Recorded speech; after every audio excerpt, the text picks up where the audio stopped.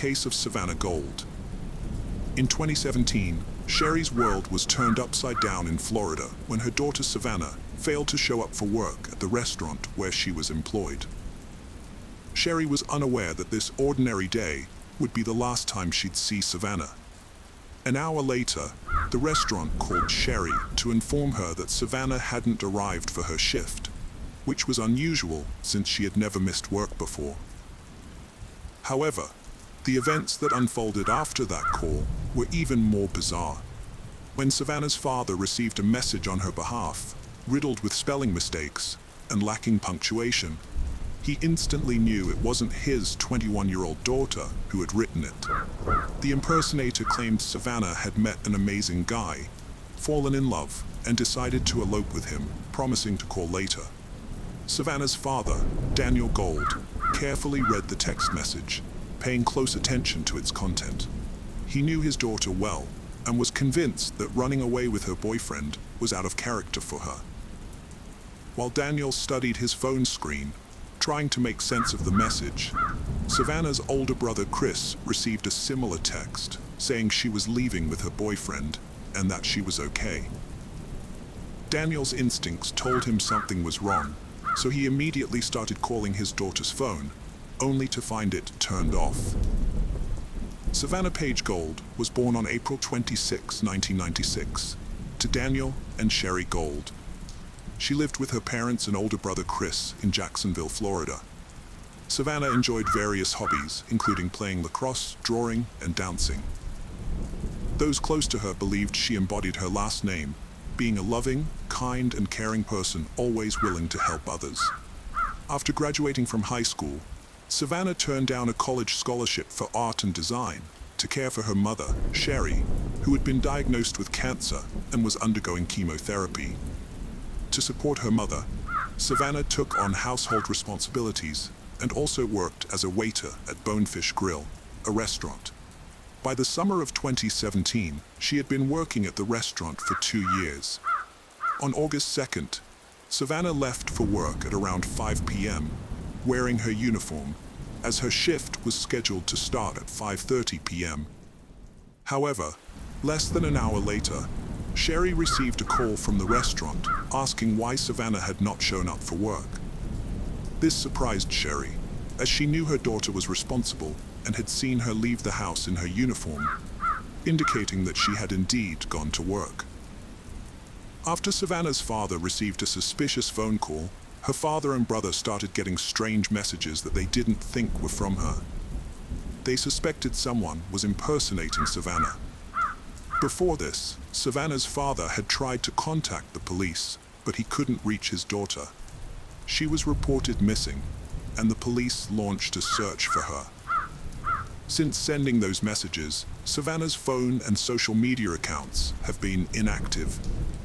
The police first went to the establishment where she worked to investigate. They found her unlocked car in the parking lot, about 120 yards from the restaurant entrance. Her personal documents, wallet, cards, cash, and other valuable items were still inside the car. It was clear to the police that the story about Savannah running away with her lover was a lie. If Savannah had planned to disappear, she would have taken her documents and bank cards with her to avoid being traced. It didn't make sense that she would leave them behind in her car. Initially, there were no signs of a struggle or crime near or inside the car, except for the flat left front tire. Forensic experts were called to investigate, and detectives visited the restaurant to speak with Savannah's co-workers. However, they all claimed that Savannah hadn't come to work that day and that no one had seen her. The presence of Savannah's car, parked 120 yards from the restaurant, led detectives to suspect that something might have happened to her after she arrived at work. They began canvassing local establishments, particularly those with surveillance cameras, to review the footage and identify the moment Savannah parked her car. Although the image quality was poor, the police were able to see from the footage that Savannah parked her car, got out, and walked to a nearby silver Chevrolet Malibu sedan. For 14 minutes, she stood next to the driver's door, talking to the person behind the wheel. She then opened the back door and got in, and the driver followed suit. The police watched as the car shook, and the back door swung open 3 times before being closed again. Officers suspected that a fight had broken out inside the car between Savannah and the Chevrolet's owner. Shortly after, the man exited the car, approached Savannah's vehicle, opened the driver's door, and removed something from inside. He then punctured the front left tire, got back into his vehicle, and drove away without Savannah ever getting out. The owner of the Chevrolet Malibu was quickly identified as Lee Rodarte, a 28-year-old manager and chef at the restaurant where Savannah worked. He had helped distribute flyers with Savannah's picture during the police investigation and claimed not to have seen her for about 3 weeks, citing their different work shifts. However, when detectives re-interviewed restaurant employees, they discovered that Lee and Savannah's relationship went beyond a professional one.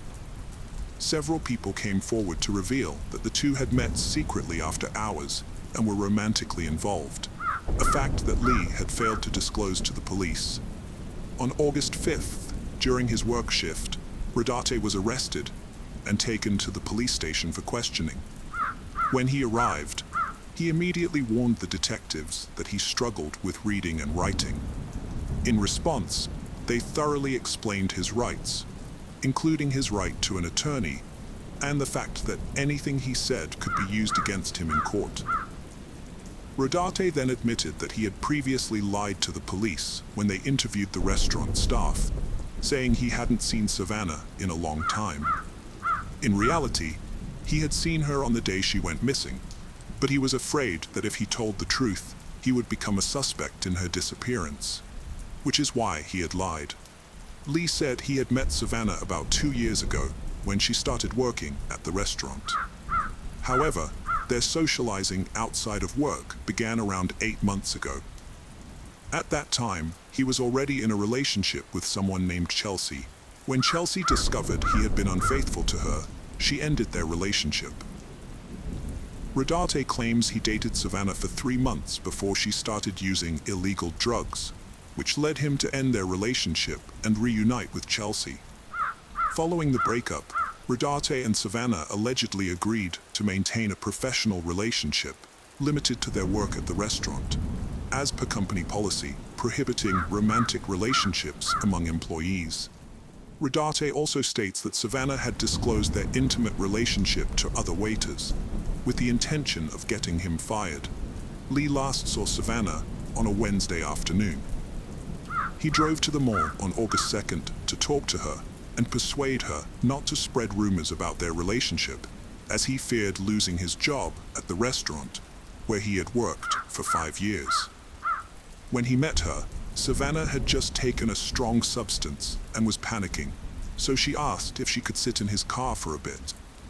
Once inside, Lee demanded that she stop telling people they were still dating. Savannah asked him to join her in the back seat so they could talk. After moving to the back seat, Lee again asked Savannah to stop spreading rumors, but she refused, saying she would do as she pleased. This response infuriated Lee, who then got out, slashed a tire on Savannah's car, and returned. When Savannah asked why he had done it, Lee admitted he was upset and angry. Next, as Rodarte claimed, Savannah exited his vehicle and headed towards the mall entrance, but didn't reach it. Instead, she got into an old green Ford pickup truck with tinted windows. At this point, she was holding her phone. However, detectives were aware that Savannah never left Rodarte's car and that he was lying. Unbeknownst to Rodarte, the police had surveillance footage that disproved his claim, showing no Ford pickup truck and Savannah remaining in his car. When asked about subsequent events, Lee stated that he drove home, even detailing the streets he took. Notably, the man had scratches on his arms and neck, which he attributed to a workplace injury when questioned about their origin. When detectives directly asked Rodarte about Savannah's whereabouts, he claimed to have no knowledge. The detectives adjusted their questioning strategy. At first, they listened attentively to his stories, showing interest, but soon they applied gentle pressure. They informed him straightforwardly that evidence contradicted his claim that Savannah had exited his car. After a brief time, Rodarte altered his statement, asserting that he and Savannah had gone to his residence, and then she departed. The detectives remained skeptical and urged him to reveal the entire truth, considering Savannah's family's well-being. Rodarte ultimately admitted to fatally snapping Savannah's neck during a backseat argument in his vehicle. Following their departure from the parking lot, he sent messages to Savannah's father and brother from her phone before discarding it out the window. Rodarte returned the body to his property, intending to dispose of it by fire, but he soon discovered it wasn't as simple as he thought. Instead, he dug a hole and buried the body, only to later exhume it, wrap it in a blanket, and drive approximately 8 miles from the restaurant to a nearby pond, where he discarded the body.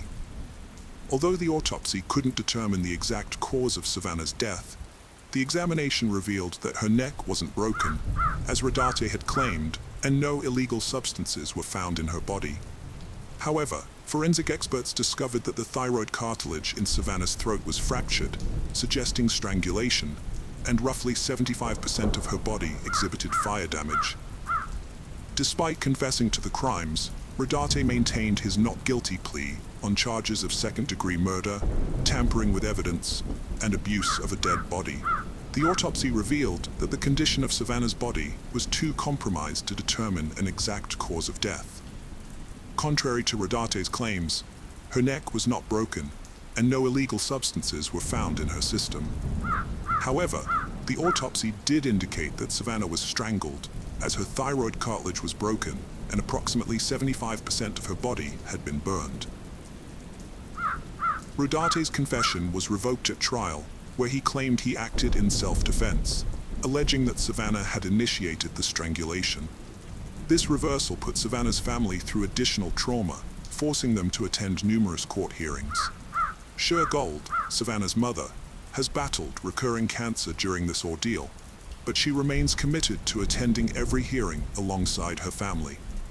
They have been present at 26 out of 27 hearings, enduring the emotional toll of facing Rodarte, the man responsible for their daughter's death. The family's primary concern now is to bring this painful process to a close and secure justice for Savannah. Lee Rodarte was not the only family member to be charged with murder. In 2016, a year before Lee committed his crime, his sister Amber Camarillo, then 26 and still known by her maiden name Rodarte, shot and killed a woman during a dispute over a car. She received a 20-year prison sentence. Lee Rodarte was offered a plea deal, which required him to plead guilty to second-degree murder in exchange for a 40-year prison sentence. In return, the charges of tampering with physical evidence and abuse of the body would be dropped. After consulting with his attorneys, Rodarte accepted the deal and was sentenced to 40 years in prison on March 11, 2021. Following the verdict, Savannah's family expressed gratitude to everyone for their support. Daniel Gold stated that they loved Savannah and were overwhelmed to discover how many others also cared for her. The case of Shannon Mani. Shannon Mani was born on April 6, 1997, to Anshumani and Vijay Mani. When she was a small child, her parents immigrated to the United States from Fiji. The family settled in Waukesha, a small town in southeastern Wisconsin, where Shannon grew up and attended school. She was intelligent, attractive, and very outgoing. Her parents believed Waukesha was the perfect place to raise their children. After completing high school in 2015, Shannon enrolled at the University of Wisconsin at Milwaukee. She was passionate about helping others and aspired to become a social worker. Despite her busy schedule, Shannon worked with her father at an organic food company. It was at work that she met Quentin Neal, 26, who was applying for a similar position. Quentin had a strong desire to make a positive impact on people's lives. Shannon shared a similar passion, dreaming of building a shelter for women and children, while Quentin wanted to create a safe haven for his community. With their similar interests and outlook on life, Shannon and Quentin quickly formed a close bond. As their friendship blossomed into romance, Shannon was overjoyed to have met Quentin, and soon they started living together. Quentin showed genuine care for Shannon, and she ensured their relationship remained happy. They began making plans for their future together. However, their lives took a drastic turn when Shannon vanished without a trace. On April 13, 2018, Shannon failed to pick up her younger brother from school and didn't show up to work. Her phone was switched off, and she hadn't informed anyone about her absence from work. Concerned, her parents went to the police station, unable to locate their daughter. Initially, detectives suspected that Shannon, being young, might have run away or gone off with friends. But her parents disagreed, knowing their daughter well. She wasn't the type to simply switch off her phone and abandon her family, leaving them worried and searching for her. Shannon's mother shared crucial details with investigators, prompting them to take the case more seriously. Shannon was 4 months pregnant when she vanished, which raised concerns since pregnant women rarely disappear without something bad happening to them. Furthermore, some of her belongings, including money and important documents, were still in her room, which was another alarming indication. Shannon's parents told investigators that the father of her child was 27-year-old Quentin Neal. However, when Quentin was contacted by phone, he claimed to have no knowledge of Shannon's whereabouts. According to Quentin, Shannon had been living with her parents, and he hadn't seen her at all that day. The investigators called Quentin again, asking him to come to the police station to answer some questions. Quentin appeared anxious, promising to arrive at the station immediately. When Shannon's parents were still present, Quentin told the investigators that the last time he had seen her was over 24 hours ago, when she left his house to pick up her little brother from school. They had only exchanged a few text messages since then, and had not been in contact again. The investigators asked Quentin if he had any idea where Shannon might be, but he was unable to provide one. According to Quentin, Shannon's life revolved around school and work, and she had always been in touch with her loved ones until that day. However, Quentin recalled that there was another guy who had shown interest in Shannon, despite knowing she was in a relationship and pregnant. This guy had relentlessly pursued Shannon's affection, even after she asked him to leave her alone. The investigators instantly considered this guy a person of possible concern, as jealousy often leads to reckless behavior. The next day, police began questioning Shannon's friends to gather new information. They distributed details of the search for the young pregnant woman to all police stations in Wisconsin the same day. The first disturbing discovery was made. Shannon's car was found in Milwaukee, about 20 minutes from her home. Forensic experts carefully examined the vehicle inside and out, but found no suspicious signs. There was no evidence of carjacking, struggle, or any other crime. However, Shannon's purse and cell phone were missing from the car. 3 sets of fingerprints were found on the vehicle, including Shannon's and Quentin's. The origin of the third set remained unknown, and the police had to identify the person who left them. That same afternoon, the man mentioned by Quentin was questioned by investigators. Although he claimed to be upset about Shannon's disappearance, he denied Quentin's allegations, stating that he and Shannon were just friends and that he had never pursued a romantic relationship with her. When pressed further, he admitted to confessing his love to Shannon in the past, but she had rejected him, saying they could only be friends. Since then, he had not attempted to win her affection. The guy's fingerprints were found to match those in Shannon's car. However, he explained that he often got rides from Shannon to university, which is why his prints were in her car. He also claimed to have been 100 miles away from Waukesha, attending a baseball game when Shannon went missing. The investigators checked and confirmed his alibi, ruling him out as a suspect. The case got a surprising and crucial break when Shannon's mother, Ann Shumani, found her daughter's Apple Watch and checked her recent text messages. She took the watch to the police station, handing it over to investigators. Reviewing Shannon's texts, they made a significant discovery. Despite Quentin's claim that he hadn't met Shannon on the day she vanished, the texts showed they had arranged to meet up that day. This meant Quentin had lied to the investigators and Shannon's parents, making him the prime suspect. While examining Shannon's watch messages, investigators uncovered cracks in her relationship with Quentin. They found texts revealing Quentin's abusive behavior towards the pregnant mother. This revelation shocked Shannon, who had been unaware of her lover's true nature.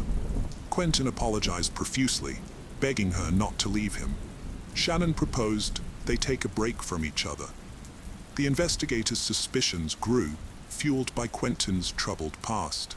He had a criminal record, having recently been released from prison after serving time for robbery. He had multiple arrests for assault and other misdemeanors. Shannon's parents had also grown wary of Quentin, noticing their daughter's persistent depression. Moreover, Quentin exhibited emotional instability regarding the unborn baby, further solidifying the investigators' doubts about his character. After Shannon informed her parents about her pregnancy, they arranged a meeting with Quentin, during which he assured them that he would take care of both Shannon and the baby, claiming he had always wanted to have children. However, a few days later, according to Anshimani, Quentin sent Shannon some disturbing texts, contradicting his earlier promise and stating that he didn't want the baby. He even suggested that Shannon should consider having an abortion.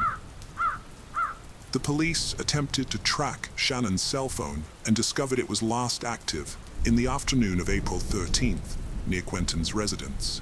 Shannon's mother noticed severe bruising on her arms and inquired about the cause.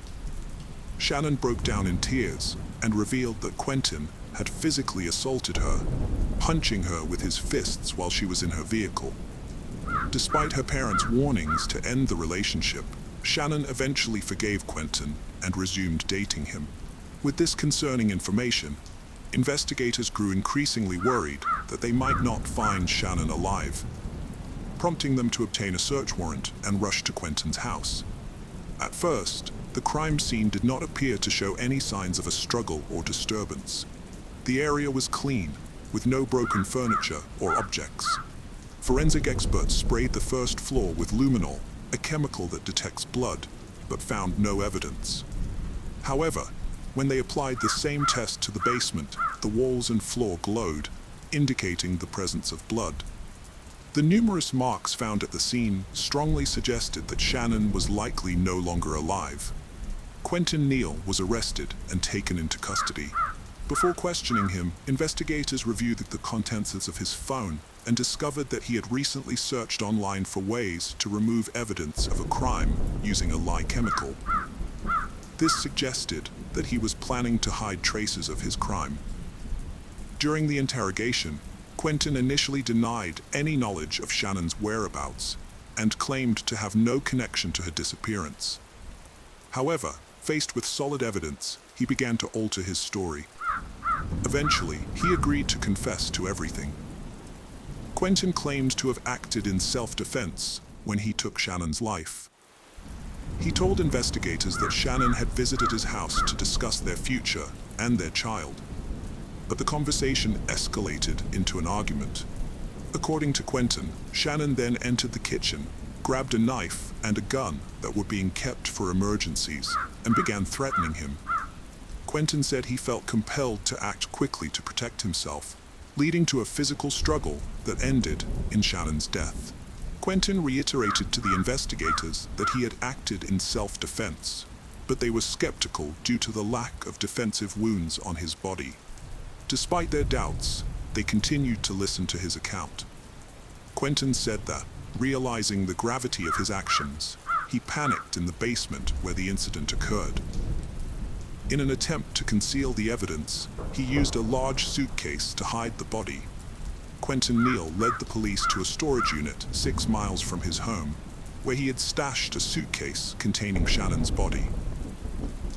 When detectives opened the suitcase, they found Shannon's lifeless body, her wrists and ankles bound with duct tape, contradicting Quentin's claim of self-defense.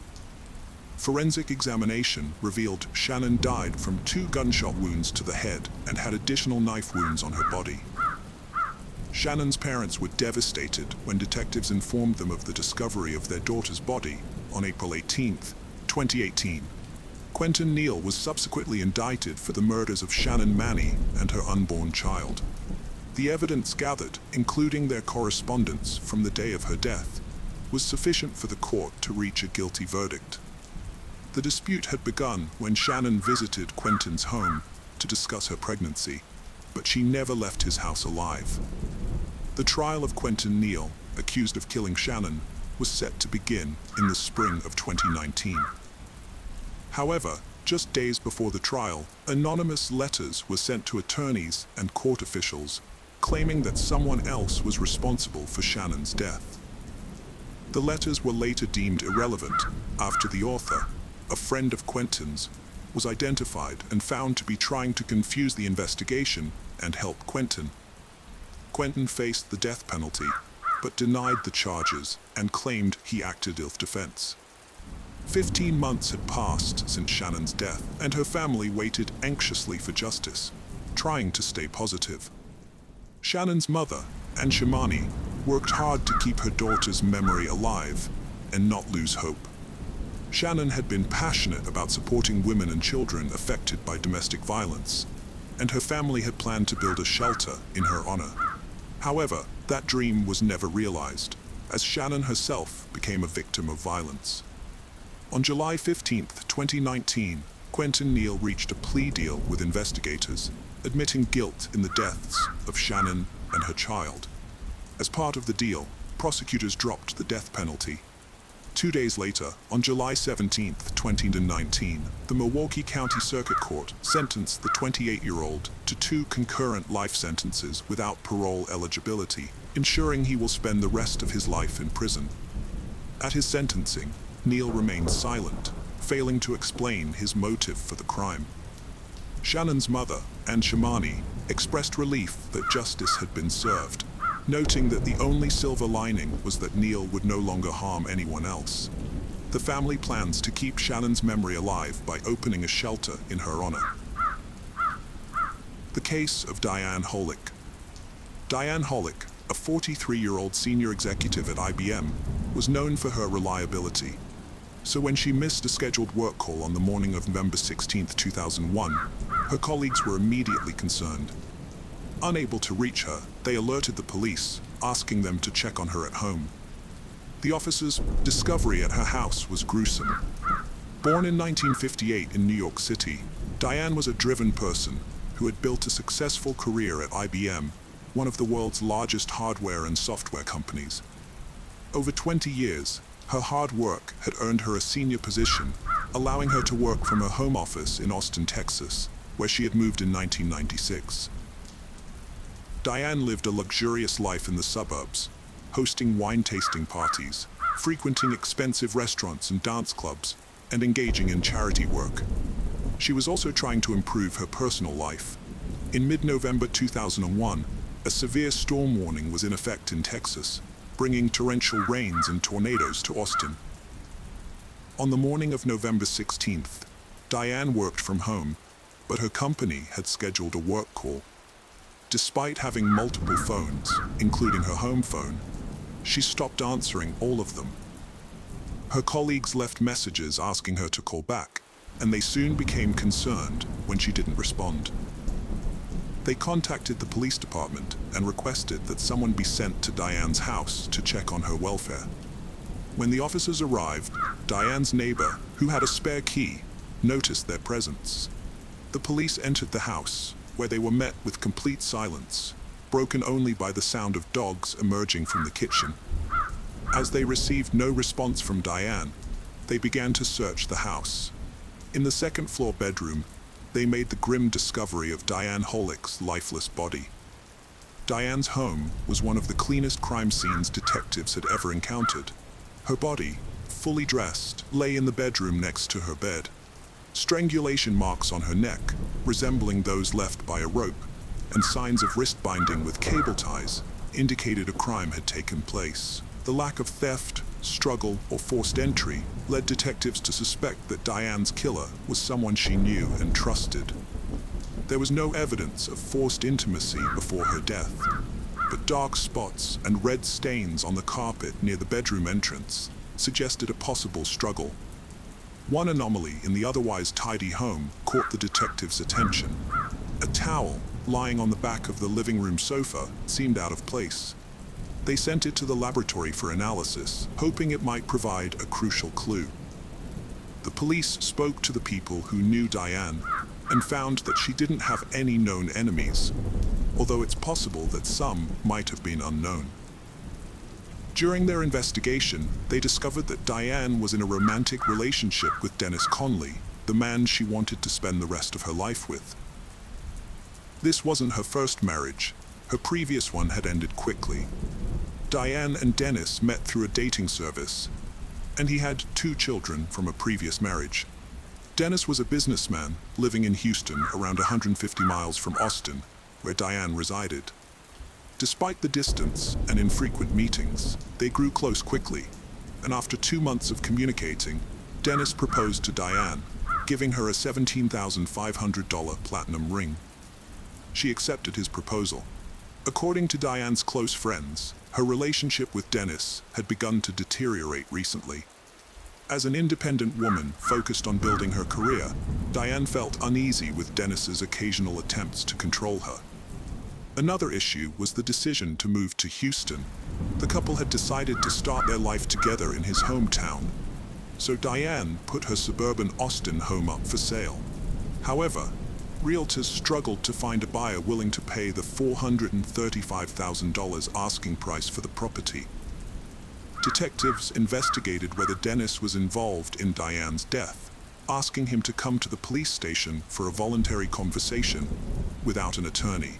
Dennis agreed and spoke candidly with the detectives. The medical examiner's report indicated that Diane died between 3 p.m. on November 15th and 3 a.m. on November 16th. A strange detail caught their attention. Diane's wedding ring, given to her by Dennis, was missing from her finger, while her other jewelry in the bedroom remained untouched. This led to the theory that the killer had a personal motive or deliberately removed the ring to mislead the investigation. Dennis presented himself as a grieving person. The detectives asked him about his relationship with Diane and his whereabouts on the day of her death and the day her body was found. According to Dennis, he was in Houston at the time, claiming he last spoke with Diane on the morning of November 15th. He spent the entire day at work without contacting her again the following morning. When he couldn't reach her, he left a voicemail, unaware of her death. Dennis acknowledged that their relationship was troubled, revealing recent arguments before concluding the conversation. The police collected his fingerprints and a DNA sample, but it was possible he could have traveled to Austin, interacted with Diane, and returned to Houston by the next morning. However, after verifying his alibi, the detectives determined he had not left the city, so they had to pursue another suspect. Before leaving the police station, Dennis provided a crucial lead that changed the direction of the investigation, pointing out that Rye, one of Diane's co-workers, had shown an unusual interest in her. The detectives looked into this and found that Rye frequently visited Diane's home and sometimes walked her dogs, but he had a solid alibi, ruling him out as a suspect. When speaking with Diane's colleagues, the authorities discovered that a mysterious individual had inspected her house a few days before her death. He claimed he would make a cash offer if he liked the property, and planned to return with his wife in a few days to make a joint decision on the purchase. As this was one of the few leads the police had, they concentrated all their efforts on finding this unknown buyer, hoping someone might have seen him when he visited Diane's house. The detectives decided to investigate the owners of properties for sale in the area where Diane lived, suspecting that the mysterious buyer might have viewed more than just the victim's house. They conducted interviews with the owners and discovered that 7 women had experienced a similar incident. a 35 to 45-year-old man with a prominent nose and dark hair, styled back, had visited their homes on the day of Diane's death, without a real estate agent present. While 6 women had refused him entry, 1 woman had allowed him inside. According to her, the man's behavior became strange after entering the house. He didn't show any interest in the rooms or doors, and only asked her to show him the second-floor bedroom. She sensed something was off and asked him to leave. Notably, he had introduced himself as Walter Miller when requesting permission to view the property. The police searched their databases for the name Walter Miller in Austin, but found 2 individuals with that name, neither of whom matched the age or physical description of the suspect. As detectives probed the motive behind the crime, they wondered why the thief had only taken the wedding ring, and whether they might have stolen other jewelry or cash, given the victim's wealth and history of living alone, which made it impossible to determine the extent of her jewelry collection. They also questioned the significance of the perpetrator removing the cable ties that bound Diane's hands and taking them with him. Did he know her personally? The autopsy revealed no signs of sexual assault prior to Diane's death, and her body was found fully clothed. Despite this, the detectives returned to her home to search for any traces of semen, assuming the perpetrator might have left behind some evidence. However, their search yielded nothing. A composite sketch of a potential suspect was broadcast on evening news programs, urging anyone with information about a similar individual to come forward. One of the few leads available to investigators was a few strands of hair found on a towel at Diane's residence. Although the hair lacked roots, preventing a complete DNA analysis, detectives remained hopeful that a partial DNA profile could still yield results. A woman contacted the police after seeing the composite sketch, which she believed resembled a suspect in the Diane Hollick case. During her interview with detectives, she recounted how she and her husband had listed their house for sale 6 months prior. A man had arrived, claiming he wanted to purchase the property with cash, but needed to view it first. Since no real estate agent was present, she refused to let the stranger inside. 2 months later, the same man reappeared on her doorstep, introducing himself as Jim Taylor. With her husband away at work and only her young daughter present, the man again asked to enter the house. When she denied his request, he became agitated, shouting and insisting that he be allowed inside. The woman threatened to call the police, prompting the would-be buyer to leave. Still shaken, she wrote down the man's name and the license plate number of his minivan, which had been parked in her driveway. When she saw the suspect's portrait on the news, she immediately recognized him as the same person who had come to her house a while back. This new information led the police to obtain the license plate number, which they then used to identify the vehicle's owner through their database. However, the owner's name was not Jim Taylor, as they had initially suspected, but rather Patrick Anthony Russo. At first, it seemed unlikely that Russo was involved in Diane's death. He appeared to be a family man, living 40 minutes from Austin with his wife and 2 children, and even played in a local church music band. But as the police dug deeper into his past, they discovered a more sinister history. Russo was an ex-convict who had served time for a series of attacks on women. One of these attacks had even escalated to abduction, where he had tied his victim up with cable ties and attempted to strangle her, stopping only at the last moment. For this crime, he had been sentenced to 20 years in prison. While serving his sentence, Anthony Russo met his future wife Janet, a volunteer at the prison's church program. Despite his lengthy criminal record, Russo was granted parole after serving 8 years of his 20-year sentence. The police was skeptical about the coincidence, so they obtained a search warrant for Anthony Russo's residence. When the police arrived, Anthony answered the door, but they found no incriminating evidence inside his house, including Diane's ring or any other personal belongings. A subsequent search of his minivan also yielded nothing. However, The neighbors reported seeing a similar vehicle parked outside Diane's house on the day of her murder.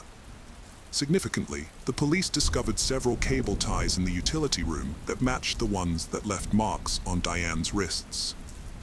Although we might consider the tie as evidence, it's still indirect because anyone can purchase it at a hardware store.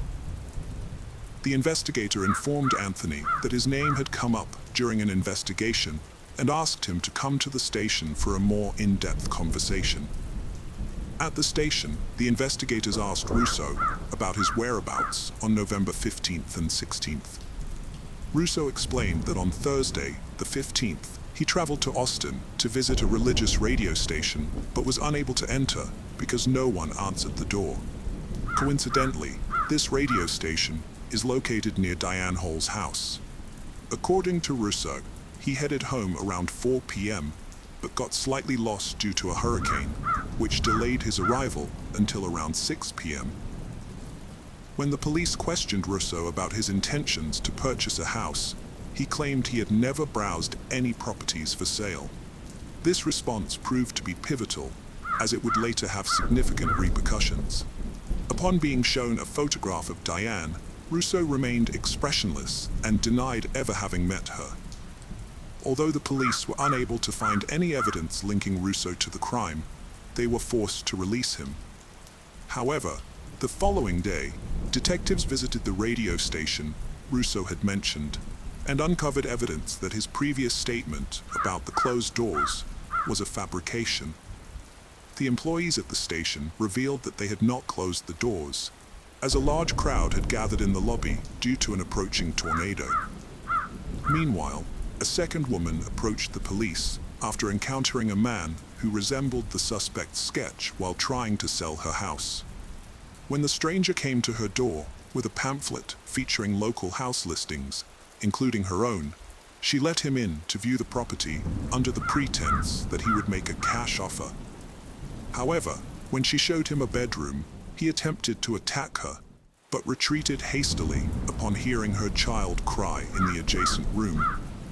The quick-thinking woman retained the pamphlet, which held a crucial fingerprint that the police later matched to Anthony Russo. Russo's claim of never having looked at houses for sale was thus discredited, and his false statement constituted a misdemeanor, a probation violation. Russo's arrest was prompted by his failure to meet parole conditions. Fearing he might flee while they gathered evidence linking him to Diane's death, authorities deemed it necessary to detain him. The police tracked down 15 women who had shown Russo around their homes. All of these women were later brought in to identify the suspect. In a lineup, the women saw 5 men, including Anthony Russo, all dressed similarly and with similar appearances. Each of these men repeated the phrase, "You have a beautiful house," in turn. 10 of the 15 women identified Anthony Russo as the man who had viewed their homes prior to purchasing. The other 5 women were unable to make a positive identification. When the police questioned Russo again, he knew he had been caught lying. Despite this, he continued to proclaim his innocence. At one point, he requested to see his wife and then refused to answer any more questions. The detective soon received a report from the laboratory, which confirmed that the mitochondrial sequence of the hair found on the towel at Diane's house matched Anthony Russo's DNA. While this was a significant finding, it was not conclusive, as there was a small chance, 1 in 12,900,000, according to court documents, that the hair could have belonged to someone else. Although the investigation had accumulated a significant amount of circumstantial evidence, there was no single piece of direct evidence linking Russo to Diane Hollick's death. One additional piece of circumstantial evidence, however, was the report on the location of his cell phone, which placed Russo in the same area where Diane lived on the day she died. After examining the computer seized from his house, experts found a disturbing search history. Russo, a 37-year-old father of 2 and regular churchgoer, frequently visited an adult website. On this site, he watched videos and read articles about strangulation during intimate interactions. Notably, access to these materials required payment. Even more alarming was the discovery that just days before Diane's death, Russo read a story about a man who posed as a buyer to enter a lonely woman's home, strangled her, and then stole valuables, making it seem like a robbery to conceal his true motive of satisfying a desire for strangulation. The detectives conducted a thorough investigation into Russo and his wife's financial situation. Despite having only $2,000 in savings, Russo claimed to be in the market for a new home, which raised suspicions. Furthermore, the couple had yet to pay off the mortgage on their current residence, although there was no concrete evidence to prove this. On February 5, 2004, more than 2 years after Diane Hollick's death, the police arrested Anthony Russo on suspicion of her murder. During his trial, 14 women took the stand, testifying under oath that Russo had approached them about purchasing a house. Several of these women reported that Russo had visited them on the day of Diane's death, although they refused to let him into their homes. One woman, however, initially allowed him in before asking him to leave due to his unusual behavior. Notably, all the women Russo targeted were of a similar age, suggesting that he had been observing them before making his move. Russo appeared to have a specific type of woman in mind. The prosecution presented the evidence again, describing the events of that fateful November day. As previously stated, Diane informed a colleague that a potential buyer had visited to view the house. Prosecutors suggested that Russo learned Diane lived alone when he first saw the house on November 15th. He toured homes for sale, but only one woman, Diane, let him inside. On his return to Diane's house, Russo likely asked to view the property again, but this time with a sinister motive, carefully planning his actions to avoid leaving evidence. On the rainy day, Diane unexpectedly offered him a towel to dry his hands and face, which he carelessly discarded on the back of the sofa. As she showed him the house again, Russo attacked her on the second floor. Prosecutors believed Russo derived pleasure from strangling, ultimately causing Diane's death during their second encounter. Before leaving, Russo stole cable ties and Diane's wedding ring, which the police were unable to find. He locked the door using a spare key kept at the front door.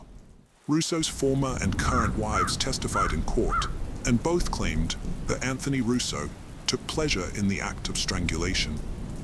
It's notable that this was not his first offense, as he had a prior conviction for a similar crime. After deliberating for 11 hours, the jury found Patrick Anthony Russo guilty, and the court sentenced him to life in prison. Despite his history of criminal behavior, Russo never admitted to his guilt. He will become eligible for parole again, and can file his first parole petition in 2044, at which point he will be over 80 years old. The case of Shanae Brooke Edwards. Shanae Brooke Edwards was born in 1989 in Warrnambool, Australia. Shanae grew up with her parents and older brother Tyson. Although her early life and upbringing are not well documented, her loved ones remembered her as an adventure seeker who loved nature, hiking, motorcycling, and animals. She was a kind-hearted, genuine person who formed deep, sincere connections with others, showing generosity, patience, love, and kindness to everyone she met. In 2019, Shanae traveled to Georgia, a country that had long fascinated her with its natural beauty, rich history, and landmarks. Her boyfriend, Maori El Sayed, a Lebanese national, had planned to join her in Georgia, but was unable to do so because the country's borders were closed to unvaccinated individuals at the time. Shanae resided in Tbilisi, the capital of Georgia, where she worked as an English teacher. This allowed her to support herself financially while exploring the country and visiting new destinations. She formed close bonds with like-minded friends who shared her passion for travel. On July 29, 2021, Shanae uploaded a photo to her social media profile, captioning it with the single word, joy. The image was taken during a scenic motorcycle ride, an activity she thoroughly enjoyed. The following day, July 30th, 2021, Shanae decided to hike up Mutatsminda, a popular tourist attraction situated in the heart of Tbilisi. According to her friends, Shanae would often take leisurely strolls in the wooded area near the mountain, and she had never encountered any issues or threats to her personal safety. On July 30th, 2021, Shanae left her residence around 3:30 p.m. and was last spotted near the Church of St. Michael of Tavare, located at the foot of Mount Matatsminda, which serves as a starting point for hikers. Shanae was scheduled to meet friends at a cafe in the capital city, but she failed to appear. When attempts to reach her by phone proved unsuccessful, her friends decided to file a missing persons report with the local authorities. Meanwhile, a friend of Shanae's living in California grew concerned and placed a call to Shanae's phone. When the call was answered, Shanae could be heard screaming, "Please let me go, okay? Just let me go," indicating that she was being attacked and desperately seeking release. The call was abruptly disconnected, and when Shanae's friend tried to call back, there was no answer. There are conflicting accounts of what Shanae's friend in California did next. According to some reports, she posted an urgent message to a Facebook group comprised of expats living in Georgia, asking someone to alert the police to the disturbing phone call. Other sources claim that Shanae's friend directly contacted the Georgian police and relayed the distressing details. It is certain that within hours of Shanae making a frightening phone call, Georgian police became aware of it and began to investigate. Hundreds of police officers and volunteers were deployed to search the area, focusing on the slopes of Mount Matatsminda. The search party utilized search dogs and drones, but Shanae remained missing. By sunset, her phone was still off, and she had not visited any local hospitals. This lack of progress was ominous, as was confirmed the following day. Tragically, on July 31st, after an extensive search, 31-year-old Shanae Brooke Edwards was discovered deceased near a hiking trail. The perpetrator attempted to conceal evidence by hiding the body under tree branches and leaves. A knife, believed to be the crime weapon, was found nearby. Shanae's phone was soon discovered on the mountainside. Further inspection of the crime scene revealed an old, rusty shovel, a fireplace, used needles, and numerous empty bottles. Georgia's Interior Minister revealed to local media that the police have uncovered information not yet disclosed to the public to protect the integrity of the investigation. He assured that the ministry and police officers are doing everything possible to find the perpetrator. The forensic examination of Shanae's body revealed 13 stab wounds, with 5 in the neck area, leading the police to conclude that the perpetrator undoubtedly intended to kill the young woman. Signs of strangulation were also found on her neck. After the authorities officially confirmed Shanae's death, the media reported that the crime was motivated by lust, but the Georgian police denied this, citing the forensic medical examiner's failure to find any signs of a crime against the woman's integrity. Shanae's boyfriend, Moody El-Sayed, has vowed to track down the culprit, no matter how long it takes, and exact revenge. Shanae's death was a devastating blow to her friends, and a particularly traumatic experience for her family, who lived on another continent. They faced the difficult task of transporting her body back home, while the police worked to identify the perpetrator. Although the police are directly responsible for preventing crimes and capturing criminals, in this case, there was an added concern. Georgia's billion-dollar tourism industry could be severely impacted by the fact that a tourist had lost her life in the capital city, a popular tourist destination. The police conducted an extensive investigation, interviewing over 200 people, including Shanae's friends, co-workers, neighbors, and employees and visitors of Matatsminda Park. They examined the roots of the case and reviewed video footage of Shanae's movements on the day she went missing. In an expat Facebook group, a local woman reported hearing a woman screaming on the trails below Matatsminda Park around an hour after Shanae left home. Another woman in the same group claimed to have witnessed a disturbing scene on the mountain the day before Shanae went missing, in which a man was seen aggressively assaulting a woman in the same area where the crime eventually took place.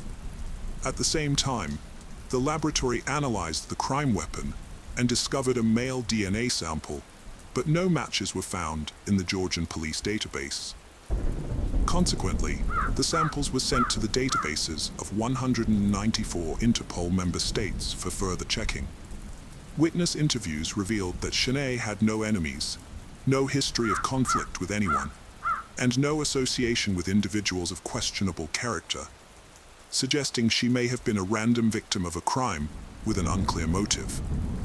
The police conducted a meticulous investigation, collecting genetic samples from several dozen individuals who could potentially have been involved in the crime, and subjected each to rigorous scrutiny. Following a thorough and multifaceted investigation, authorities were able to narrow down the list of suspects until they found a DNA match. 40 days after Shanae Brooke Edwards' death, the Georgia police released a statement announcing the arrest of a 33-year-old man, Rafael Marsokolov, a Georgian citizen born in 1988. The evidence gathered during the investigation, including testimony, surveillance footage, genetic tests, and other proof, led to his arrest on September 8th. Marsokolov's lawyer stated that his client denies all charges, including robbery and the murder of Shanae Brooke Edwards, and has pleaded not guilty. The lawyer claimed that Marsokolov was not involved in the case and has chosen to exercise his right to remain silent. After Marsokolov's identity was made public, his image was broadcast on television. A woman from the Georgian capital took to Facebook to share a post revealing that her friend had been attacked by two men on Mount Mathatsmunda a few months prior. And although the police were aware of the perpetrators' identities, the case was closed. She suggested that if the police had done their job properly, the Australian girl might still be alive. Additionally, Marsokolov's own Facebook page revealed that he was an activist for the ruling Georgian Dream Party. On September 10, 2021, the Tbilisi court denied Marsokolov's request to be released on bail while awaiting trial, instead keeping him in custody. The police had obtained strong physical evidence, as well as damning testimony from Marsokolov's brother and wife, who revealed that Marsokolov had confessed to the crime at home. He warned them that if they told anyone about his involvement in Shanae Brooke Edwards' attack, their young child would face the same fate. In October 2021, the Edwards family wrote a heartfelt letter describing Shanae's personality and expressing gratitude to everyone who had supported them. They specifically thanked the government of Georgia for its financial assistance in repatriating Shanae's body and the Georgian people for their ongoing love, attention, and support during this difficult and tragic period. In February 2022, the first hearing on the case took place under Georgian law. Marsokolov faced a possible sentence of 16 to 20 years in prison. At the trial, he chose not to remain silent and pleaded guilty to robbery. However, he denied intentionally taking Shanae's life.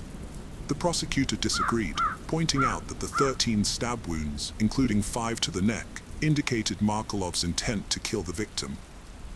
After his knife broke, he even strangled Shanae. The defense claimed that Marsokolov has mental health issues and was in an abnormal state when the crime occurred. However, a psychological examination found him to be sane, allowing the court to impose a meaningful punishment based on the severity of the crime. The prosecutor noted that Marsokolov's blood tested positive for powerful drugs at the time of his arrest, but this did not diminish his guilt.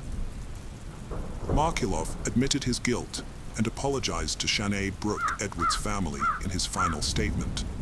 According to the alleged motive, Marsokolov had intended to steal Shanae's iPhone 12, but his plan was foiled when she threw the phone into a ravine. Only 2 people knew what happened that day, and sadly, one of them is no longer alive to tell the tale. The prosecution requested a postponement of the sentencing, as the victim's brother, Tyson Edwards, wanted to attend the hearing.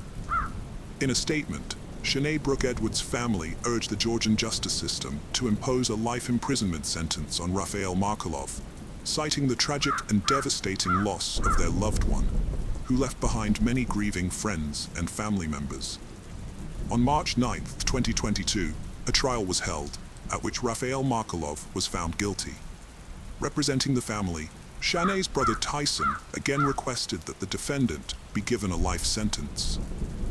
Markulov apologized to Tyson Edwards, claiming he was not that kind of person and had simply found himself in this situation.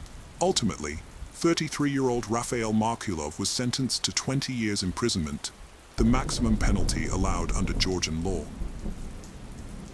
The case of Stacy Smith. Born on September 21, 1977, Stacy Ann Smith was known to her family and friends as a beautiful and outgoing person. During her school days, she was a popular cheerleader who attracted a lot of male attention. After graduating, she met Stephen, the love of her life, and they decided to spend the rest of their lives together.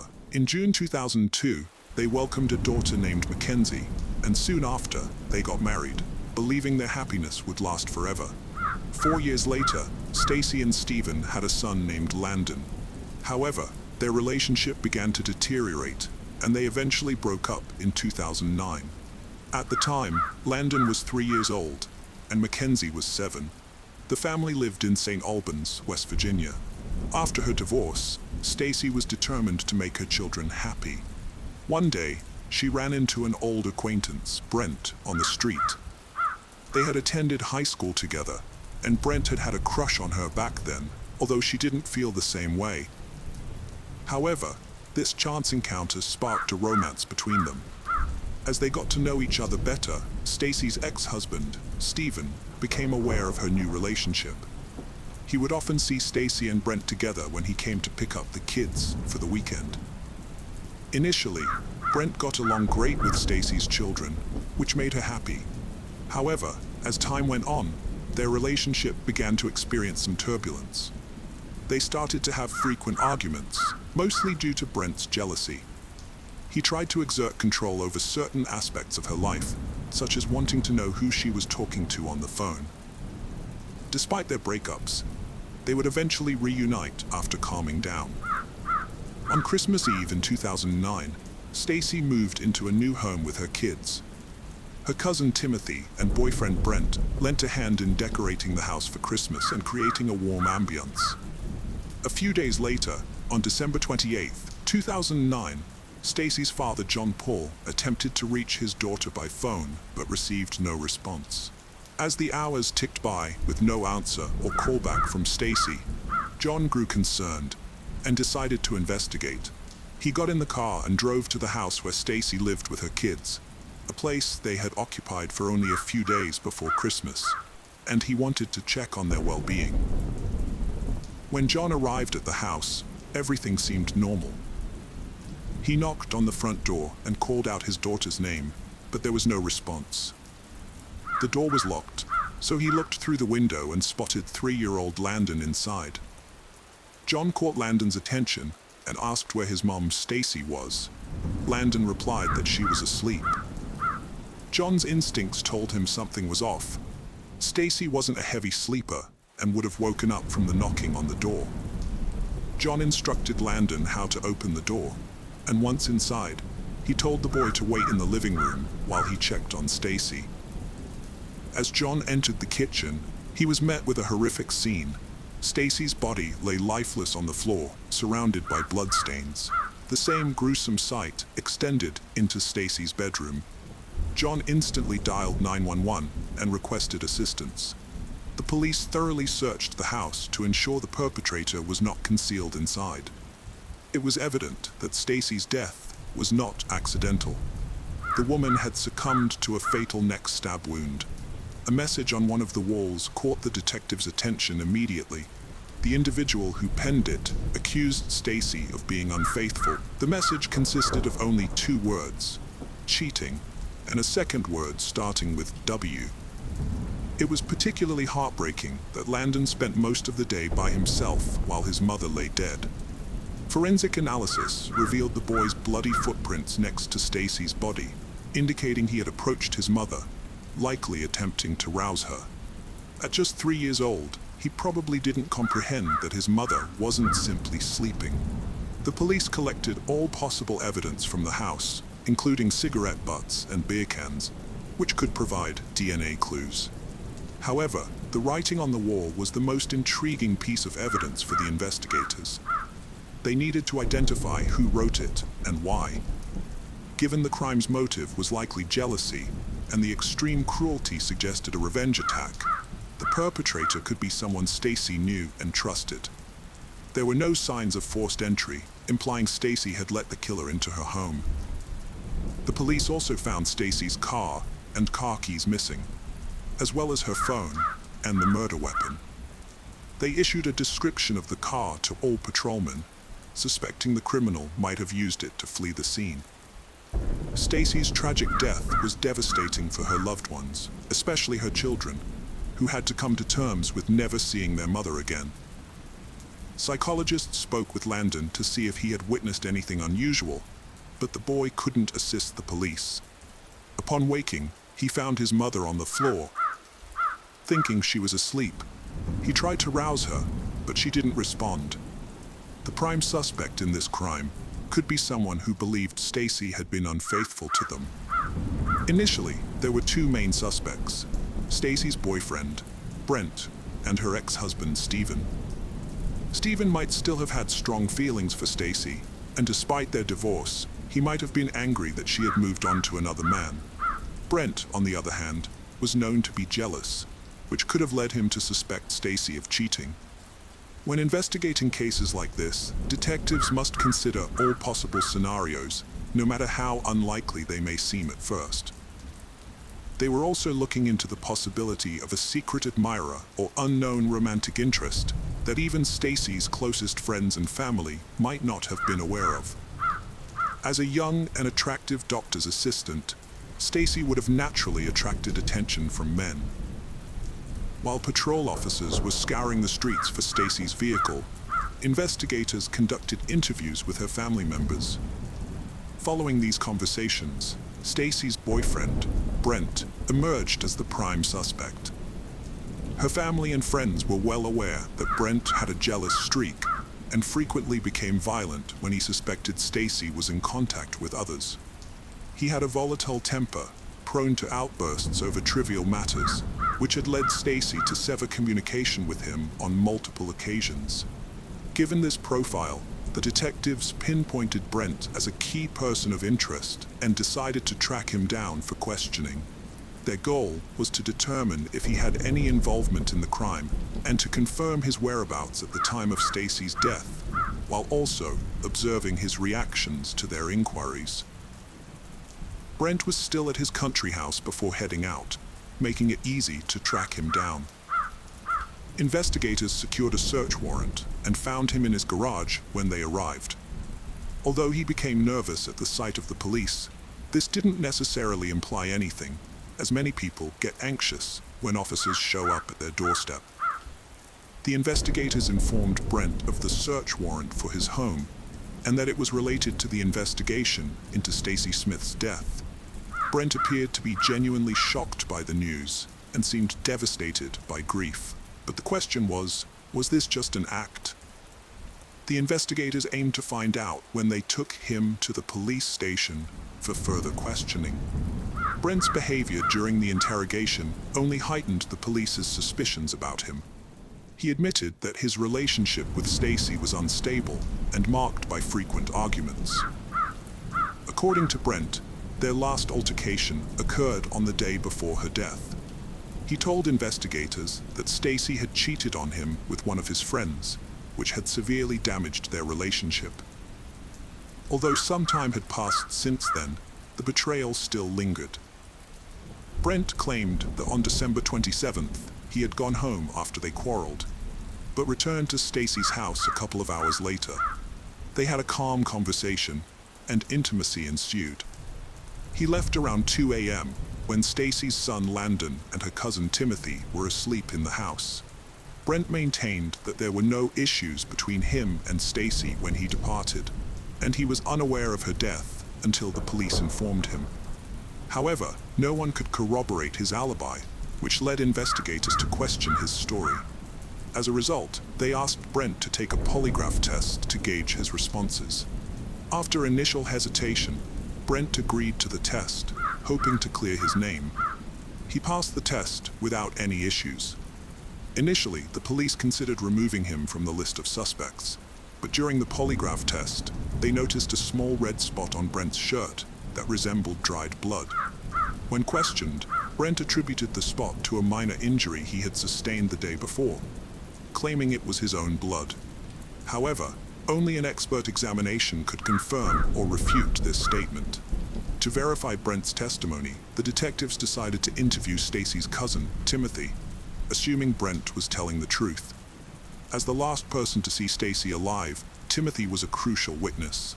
However, a major obstacle emerged. Timothy had vanished. Following the news of Stacy's death, the entire family gathered, but Timothy was nowhere to be found. He didn't answer his phone, and his whereabouts remained a mystery. This concerned both the family and the police, particularly given Timothy's history of substance abuse and potential debts. They feared that someone he owed money to might have taken revenge, but something had gone terribly wrong. Another stage has been added to the ongoing investigation. As previously noted, Stephen, Stacy's ex-husband, was one of the initial suspects in the crime. It's possible that Stephen was enraged by Stacy's relationship with Brent, even before their divorce was finalized. Although they were no longer living together, Stacy's actions may have offended Stephen, prompting him to commit the crime and leave a provocative message on the wall. Furthermore, one of Stephen's possible motives could have been related to his children, whom he only saw on weekends, and perhaps he wanted full-time custody. When Stephen arrived at the police station for questioning, he remained calm and composed, denying any involvement in Stacy's death. He claimed he would never harm the mother of his children. According to Stephen, his divorce from Stacy did not lead to animosity between them. In fact, he shared the same suspicion as her family, that Brent was responsible for the crime. Stephen provided an alibi for the night of the crime, which the police quickly verified, ruling him out as a suspect.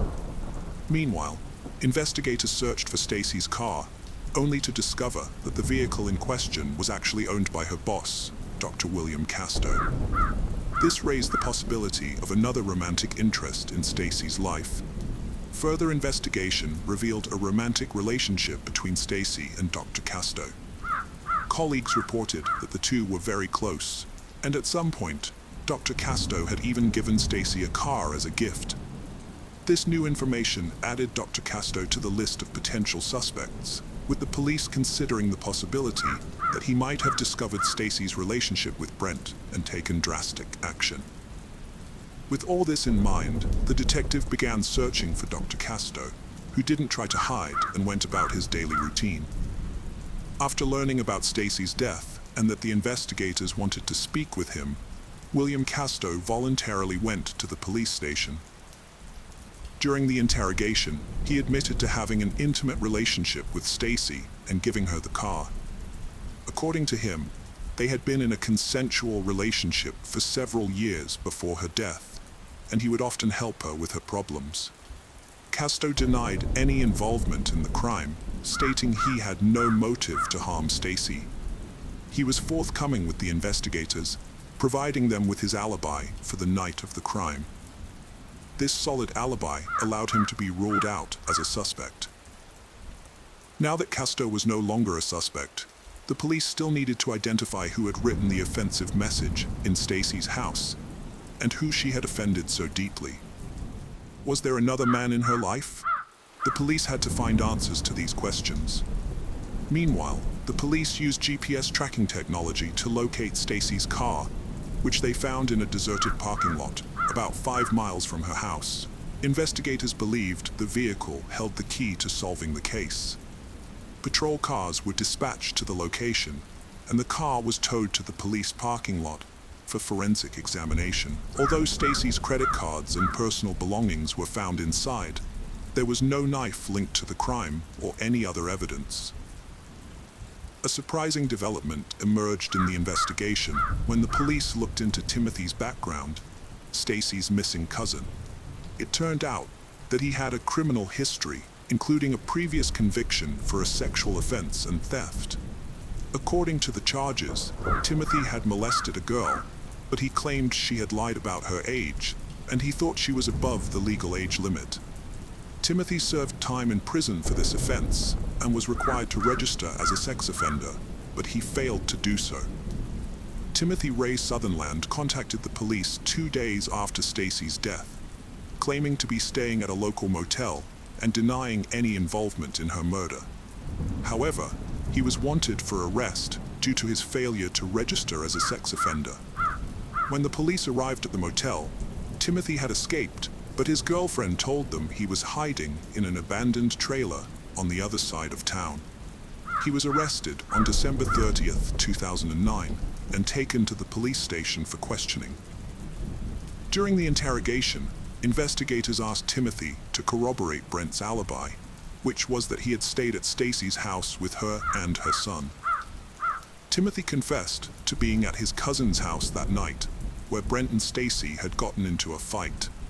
Timothy's cousin accused Brent of killing Stacy, stating that Brent was not a good person and did not care about or respect Stacy.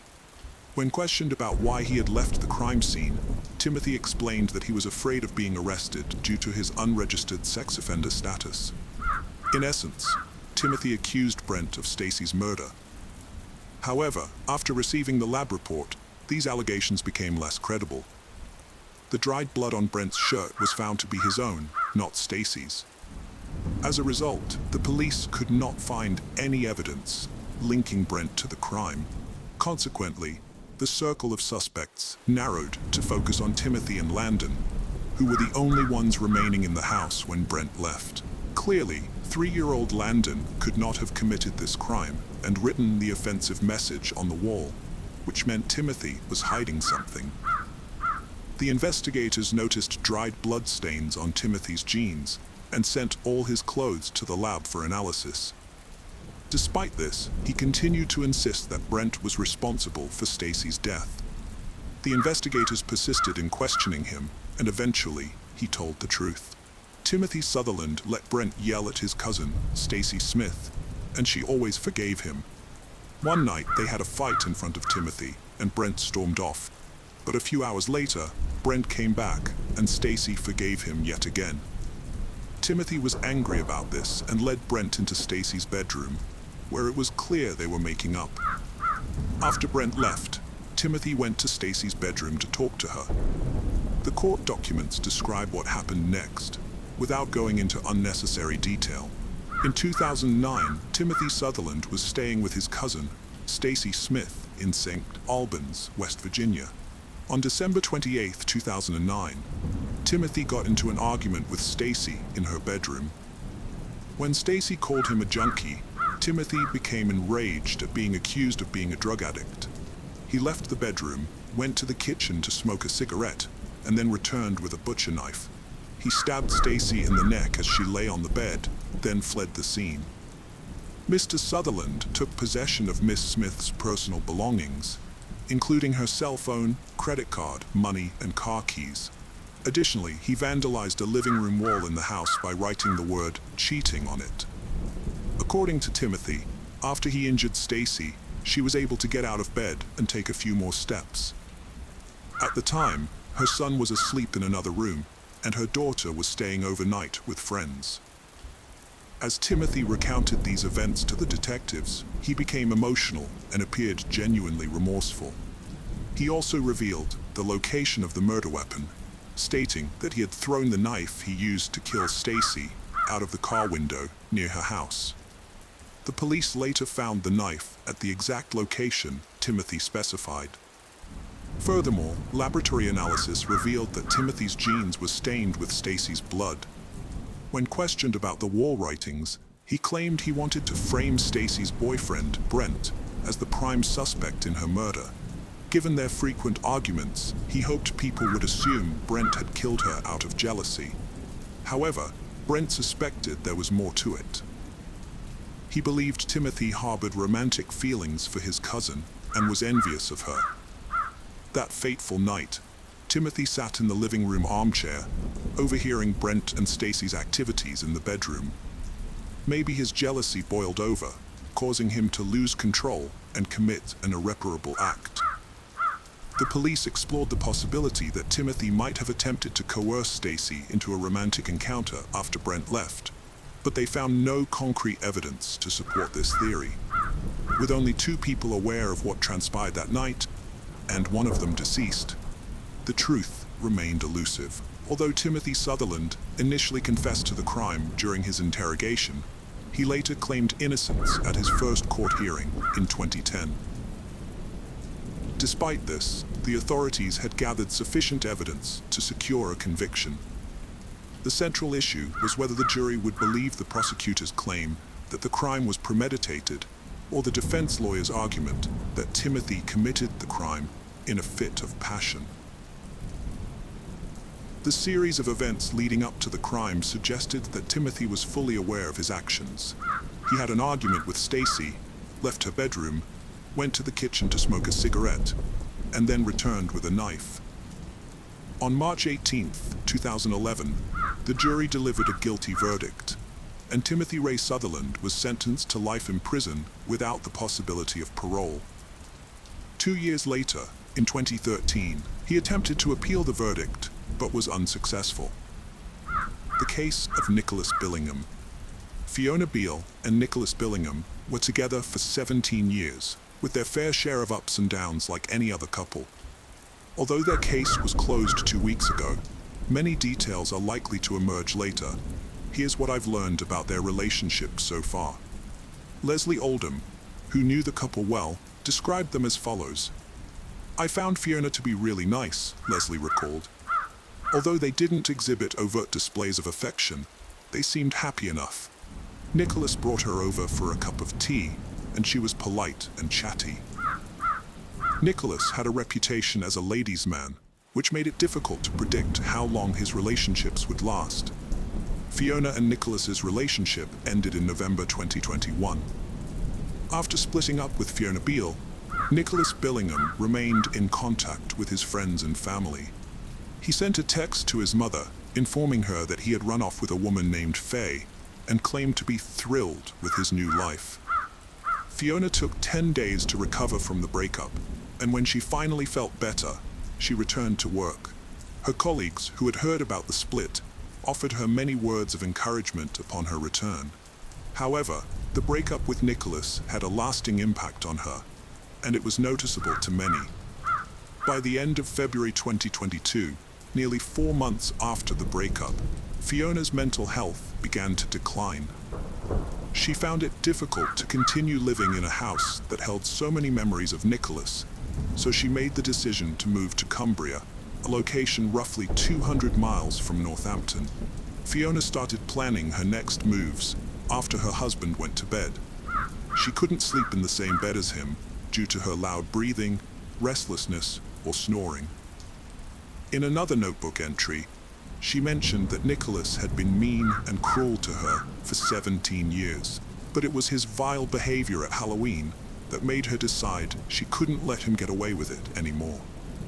Nicholas Billingham disappeared on November 1st, 2021, and from that moment, he kept in touch with his family and friends, only through text messages.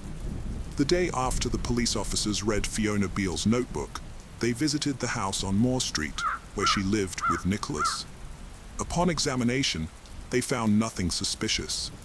However, when they returned the following day, they discovered some telling signs, including a blood-stained mattress in the cellar. On March 19th, the police went back to Moore Street and uncovered more evidence. With the help of forensic officers, specialist search teams, and a cadaver dog, they found a buried body in the rear garden. The remains of Billingham were discovered wrapped in carpet, buried beneath a layer of bark chippings, soil, wooden sheeting, concrete building blocks, bricks, and planks. Additionally, plastic bags, rubble, mortar, polystyrene, laminate flooring, and sections of fabric and vinyl were found in a constructed hideaway covering the body. A sleep mask covered the victim's eyes, with the phrase, "This is my morning after face," printed on the inside. The police spokesman described the body as being wrapped in cables, hose pipes, and plastic bags, surrounded by building debris, saying it showed a complete lack of dignity in death and utter contempt. A post-mortem examination took place the day after the body was found. The results revealed that the victim died from a single stab wound to the right side of the neck, which severed the right jugular vein and cut through the esophagus and trachea. This would have required moderate force, although it is possible that more severe force was used. On March 22, 2022, police arrested Fiona Beale and charged her with the murder of Nicholas Billingham. Nicholas's family was devastated by his death and shocked to discover that Fiona had used his phone to send texts to them and his friends. Nicholas's mother, Yvonne Valentine, shared a message with journalists. In a statement, Nicholas's family expressed their grief, saying they lost Nicholas too soon and that he will always be in their hearts. They have been overwhelmed with kind support and comforting words from many people and are aware that Nicholas will be deeply missed by his friends, family, and loved ones. Nicholas's family is heartbroken, remembering him as a lovely boy who grew into a proud young man, leaving them with cherished memories. Fiona Beale's colleagues and the parents of her students were stunned to discover that the respected teacher had a hidden, darker side.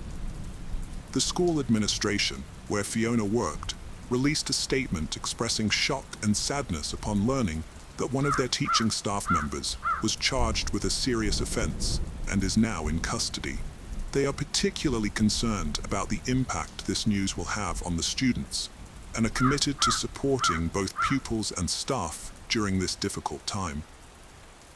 This tragedy will have a profound effect on the school community, and it's during such times that they must come together, support each other, and show kindness to one another. When the police investigated, they discovered that Nicholas had died on November 1st, 2021. In the days that followed, Fiona attempted to cover her tracks. She had meticulously planned her actions. Fiona was aware that if she claimed to have contracted the virus, she would have a 10-day window during which she would be left alone. It is suspected that she falsified test results to complete an online form. There is no evidence to suggest that Fiona ever took the test. Her activities during those 10 days were inconsistent with the debilitating symptoms she claimed to be experiencing. Following the murder, Fiona began cleaning up as early as 10:07 a.m. on November 2nd. Using her dead partner's Amazon account and then her own, she purchased multiple cleaning products, including items for Venetian blinds, a new mop and bucket, heavy-duty bin bags, a new mattress, bedding, clothing, wall art, and mirrors. On the same day, she modified a Tesco order containing cleaning products to add 3 rolls of duct tape. At 2:19 p.m., she bought heavy-duty long gardening gloves, a stainless steel digging spade, and a galvanized incinerator bin. Additionally, she made multiple purchases to dispose of the body and acquired items for her own comfort and indulgence, such as chocolates, scented candles, toiletries, soft furnishings, and clothing. Nearly 2 weeks after killing Nicholas, Fiona went on a shopping trip. On November 13th, supermarket security cameras recorded her buying various items, including building materials, which she later used to construct a grave. The police later released this CCTV footage. As previously mentioned, Fiona pretended to be Nicholas by sending texts to his family and friends for several months. She even invited Nicholas's mother to visit her. Miss Valentine recounted how Fiona invited her to her home for a Christmas drink on December 23rd, 2021, while Nicholas's body lay buried in the backyard. Fiona went about her daily routine, showing no signs of depression or trauma. In fact, the evidence suggested the opposite. After murdering her unwanted partner, who she suspected was having an affair, she was embracing what she referred to in a deleted file as a new life. During the trial, Fiona Beale initially pleaded not guilty, but later confessed to taking Nicholas's life, claiming it was an involuntary act. However, the prosecutor disagreed. He presented evidence that Nicholas Billingham had been unfaithful to Fiona with multiple women during their 17-year relationship. Although Nicholas had left Fiona on several occasions, he always returned to her, and she took him back. One of his infidelities resulted in a child being born. Instead of leaving him, Fiona meticulously planned his murder, deciding when and how to kill him, where to hide his body, and how to cover her tracks. She even prepared an alibi for her absence from work on the day of the murder. Defense attorney Andrew Wheeler presented a statement to the jury following the prosecution's opening argument, stating that Fiona had struggled with mental health issues for years prior to the killing due to Mr. Billingham's controlling behavior. Wheeler emphasized that the case was not as straightforward as the prosecution claimed, highlighting Fiona's good character and reputation as a 49-year-old school teacher. Wheeler acknowledged that Fiona unlawfully killed Nicholas Billingham, but emphasized that the case revolves around her mental state at the time. He argued that Billingham's psychologically dominant behavior had worn Fiona down over the years, breaking her spirit. The court was informed that Fiona Beale has no clear recollection of the actual event. After visiting London, Fiona continued to send messages to the head teacher, claiming she was ill. In March, the concerned head teacher reached out to Fiona's mother, who revealed that Fiona had told her she was going on a school residential trip. The head teacher then notified the police, reporting Fiona as missing. The Cumbrian police traced Fiona to a rented address near Kendal, but she insisted she just wanted some peace and quiet, and did not want her family to know her exact location. The officer relayed this message to Fiona's mother, but 3 days later, the authorities returned to the lodge after Fiona sent her family a message apologizing and expressing her love for them.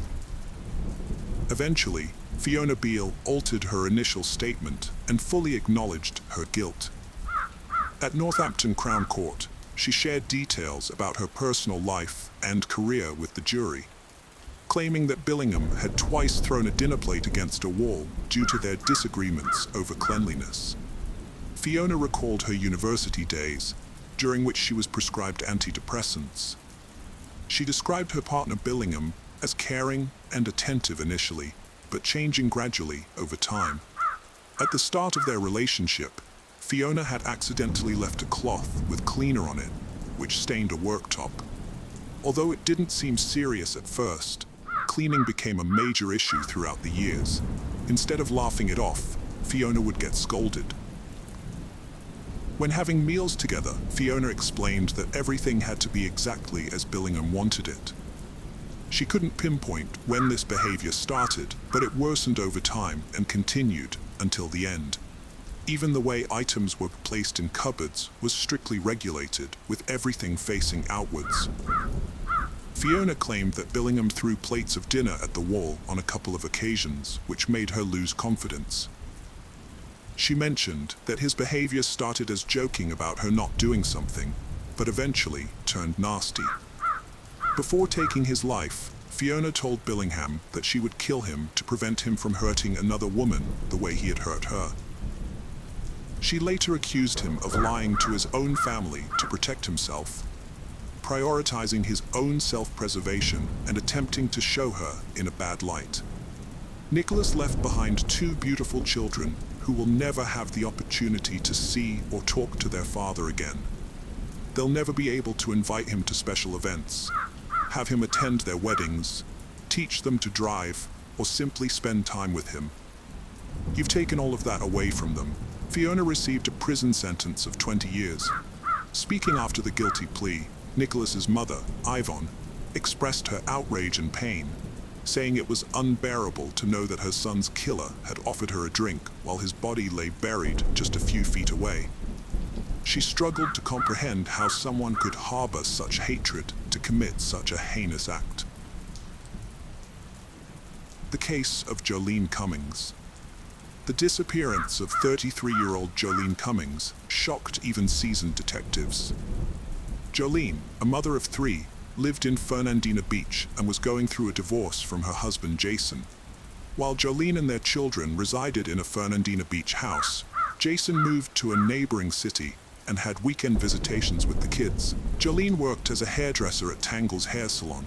On Saturday, May 12, 2018, Jolene worked until 5 p.m. The next day, Mother's Day, was also her 34th birthday. Her children had spent the previous days with their father. As agreed, Jolene was to meet Jason on Sunday in Hilliard at the Winn-Dixie supermarket parking lot to pick up the children. Jason brought the kids, but Jolene failed to appear. All attempts to reach her by phone were unsuccessful.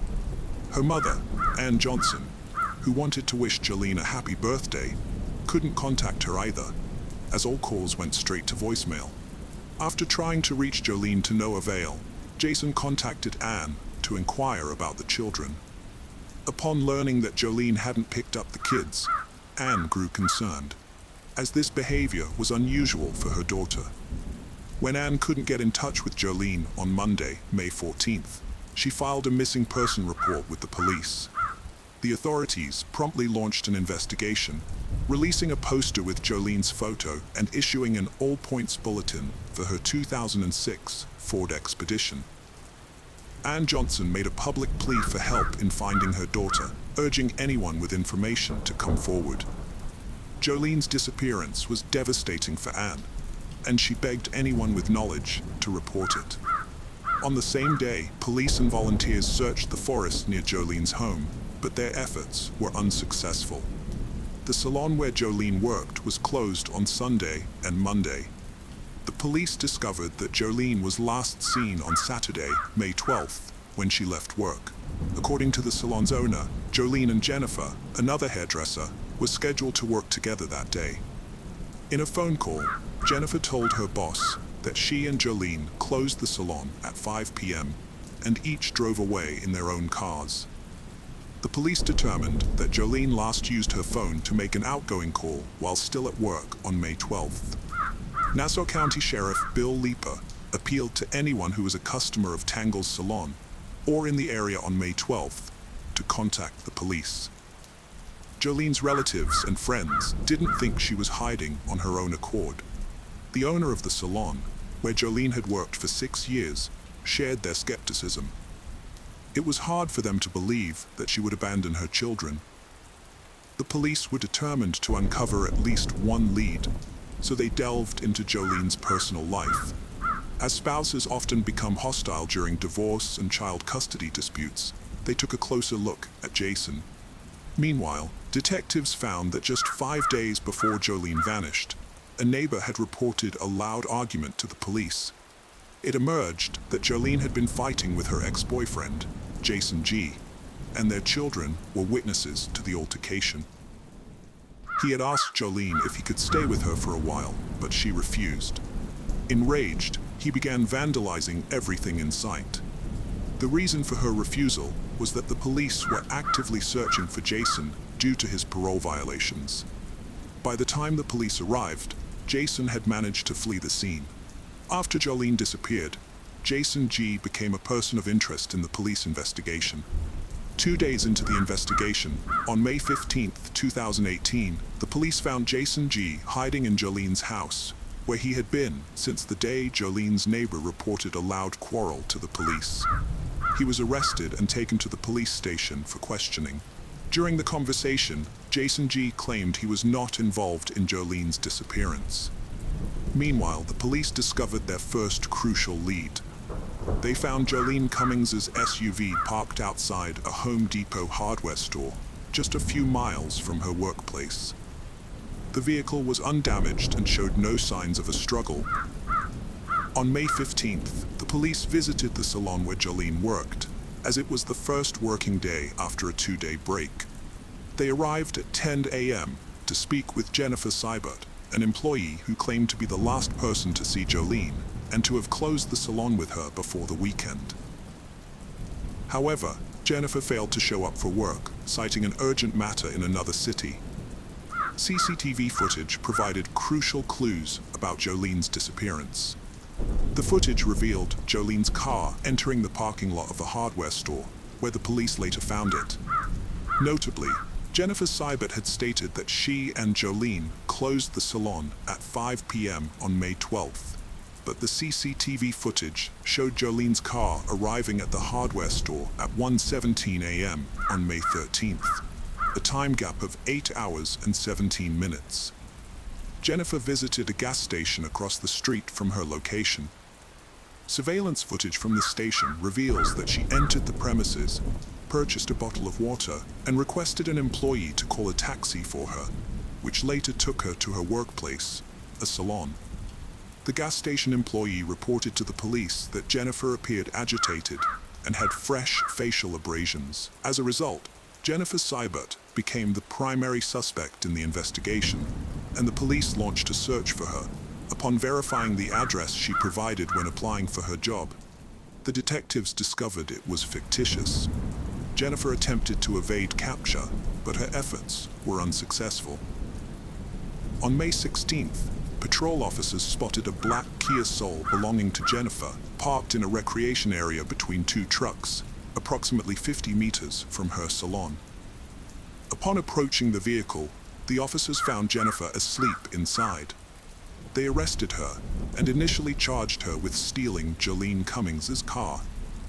When the police took her to the station, detectives noticed the abrasions on her hands and face and asked her to explain how she got them. She said she had been bitten by bed bugs. The police found out that she didn't have a permanent place to live, mostly sleeping in her car and using a shower at a fitness center. After her arrest, the investigators made a surprising discovery. Jennifer Seibert wasn't her real name. Her real name was Kimberly Kessler, born in 1968, and she had been reported missing in Pennsylvania in 2012.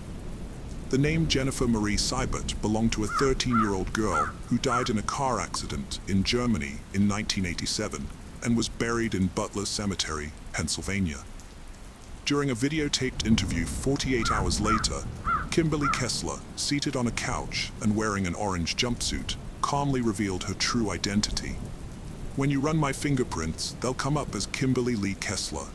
I'm 50 years old, and I've been on the run for over 25 years." The police investigation into the case revealed more about Kimberly Kessler's past. It emerged that she had begun using other people's names in 1996 while living in Pennsylvania. Since then, Kessler had used at least 18 aliases and lived in 33 cities across 14 states. Many of these names were similar, and she had taken at least half of them from gravestones and cemeteries, later obtaining fake documents to support these identities. One of the identities she used was Jennifer Seibert. In 2012, Connie Kessler, Kimberly's mother, contacted the police to report her daughter missing, despite not having heard from her since 2004. This delay in reporting her daughter's disappearance, 8 years after losing contact, suggests that the family relationships were strained. The Pennsylvania police investigated Kimberly Kessler's disappearance and determined that she was voluntarily missing, but the reasoning behind this conclusion is unclear. It is unknown whether a further investigation was conducted. Had the police found her, they likely would have discovered that she had assumed someone else's identity. Several questions remain unanswered. Why did Kessler flee, and why did she use multiple aliases? According to Connie Kessler, her daughter faced numerous challenges, including an abusive relationship with a man in 2004. Kimberly gave birth to a son, Evan, but when the relationship ended, the father took custody and prohibited Kimberly from seeing her child. The father later relocated to another state and falsely told Kimberly that their 1-year-old son had passed away. Kimberly sought to uncover the truth and locate the grave of her son. Frustrated by the lack of answers, she began searching for Evan and investigating his fate. Connie Kessler theorizes that her daughter used aliases to conceal her identity, fearing Evan's father. According to Tim Edwards, Evan's father, the circumstances were different. He claims to have had a relationship with Melissa McKernan between 1997 and 1999, resulting in the birth of their son Evan. Melissa allegedly used fake names to keep her family, including her mother, from finding her. After the couple separated, Melissa retained custody of Evan, denying Tim visitation rights. In 1999, when Evan was around 15 months old, social services intervened, taking Evan away from Melissa, who then fled the city, disappearing from Tim's life. Tim never informed Kimberly that Evan had passed away since he lost contact with Melissa after she left, and never heard from her again.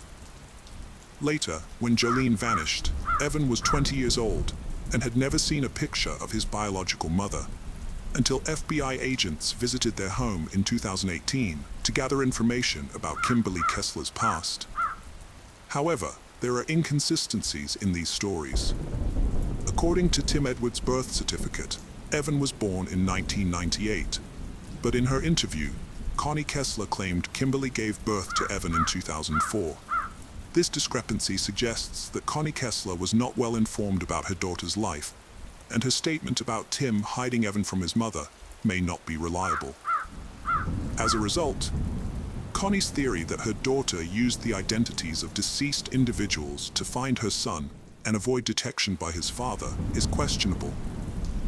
Moreover, Kimberly was unable to provide coherent reasons to the detectives about why she needed to use multiple names. Now, let's revisit the Jolene Cummings case. After uncovering the fact that Kimberly Kessler had been living under assumed identities, the police brought forgery charges against her. A storage unit rented by Kessler was searched, yielding several significant finds, including 4 wigs, a bag containing 2 severed hair tails, and 3 mobile phones. However, the most critical piece of evidence was the discovery of Jolene Cummings' DNA on Kessler's sock and shoe. Furthermore, during a search of Kessler's vehicle, the police found scissors with Jolene's DNA on them. Notably, the blue plastic containers found at the scene will prove to be important later on. The phone seized from Kessler revealed a disturbing search history. It suggested that what happened to Jolene Cummings was not an accident, but rather something Kessler had been preparing for. On April 30th, 2018, at 3:36 a.m., Kessler searched for information on a man who was charged with murder after his co-worker's remains were found in his yard. This was followed by a search on May 8th at 1:37 a.m. for cases where a co-worker was found guilty of murder but the body was never found. Later that day, at 7:13 a.m., Kessler searched for advice on injecting and how to use a tourniquet. She also looked up a list of female murderers by country on a website called Murderpedia, as well as a list of female murderers in Florida. Finally, she searched for information on autopsy and post-mortem changes at 6:33 p.m. The owner of the hair salon where Jolene worked reported that the plant in the pot inside the salon had been replaced. This draws attention to Kessler's search queries on May 13th, the day Jolene failed to pick up her kids. At 12:05 p.m., Kessler searched for indoor palm and then variation palm tree. A minute later, at 12:06 p.m., the police examined CCTV footage from a hypermarket selling household goods, located a few hundred yards from the Tangles hair salon.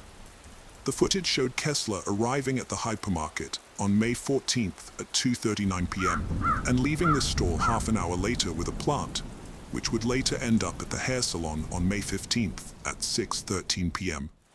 2 days later, on May 16th at 6:27 p.m., Kessler searched online for Jolene Cummings' "I Have Vanished" and "No Body, No Crime."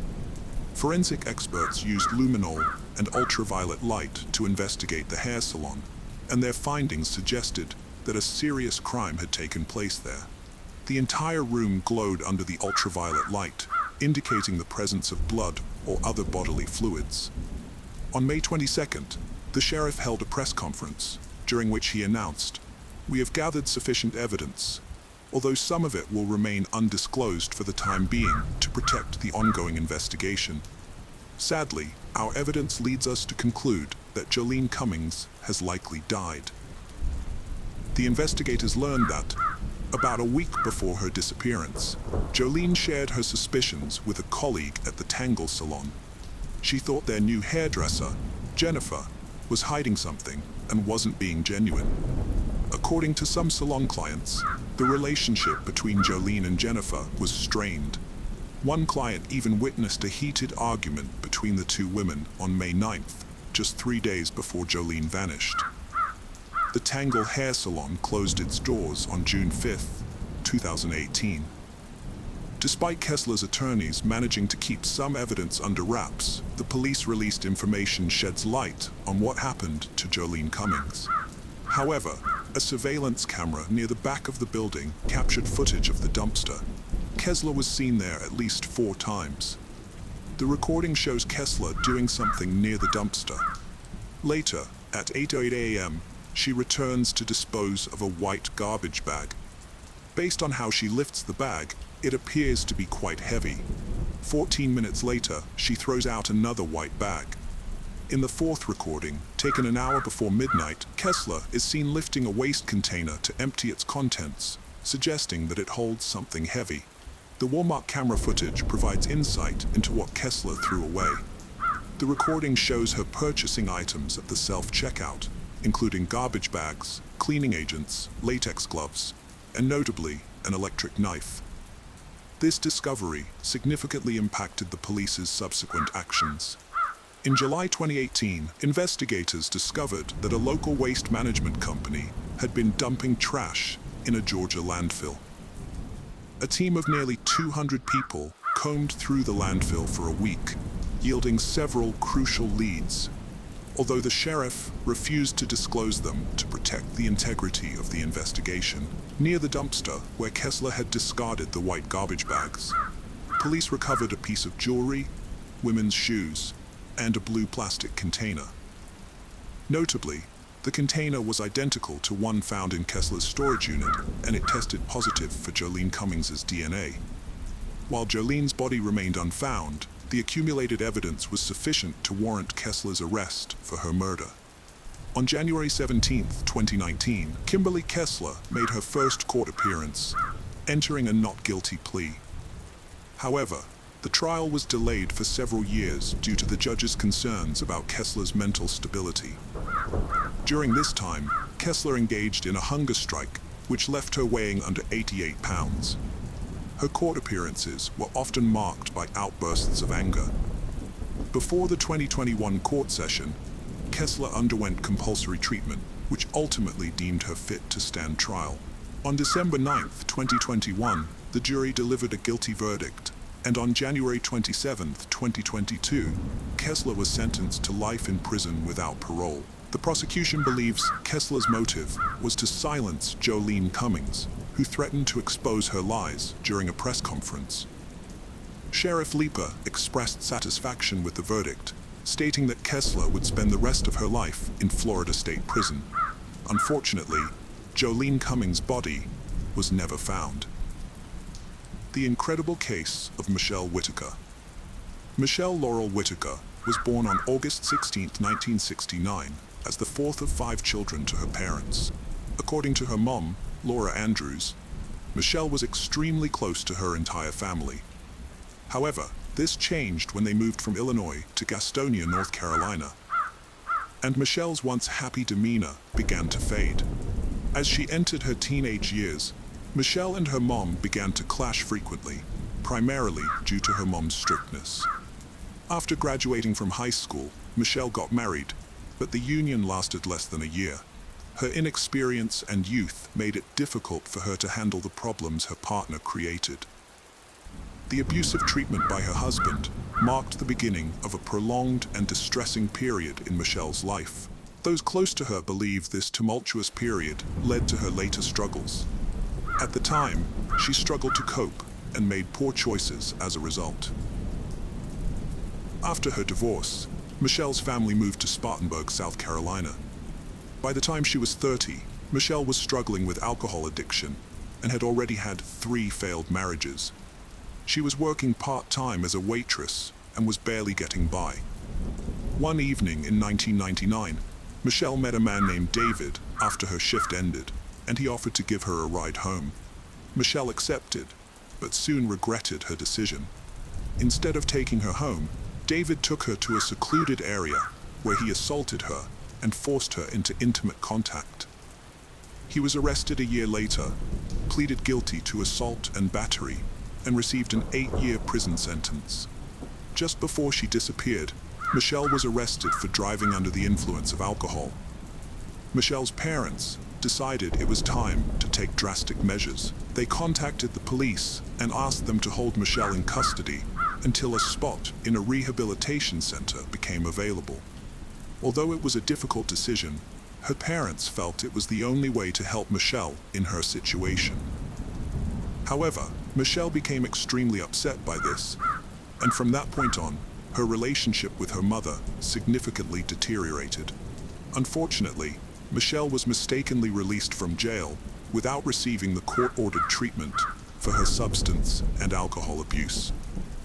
On August 5, 2002, Michelle had an argument with her mother and stormed out of the house in a bad mood. 3 days later, the man she was staying with contacted her mother, Laura Andrews, to inform her that he couldn't find Michelle after they had had an argument. This is how Laura learned of her daughter's disappearance.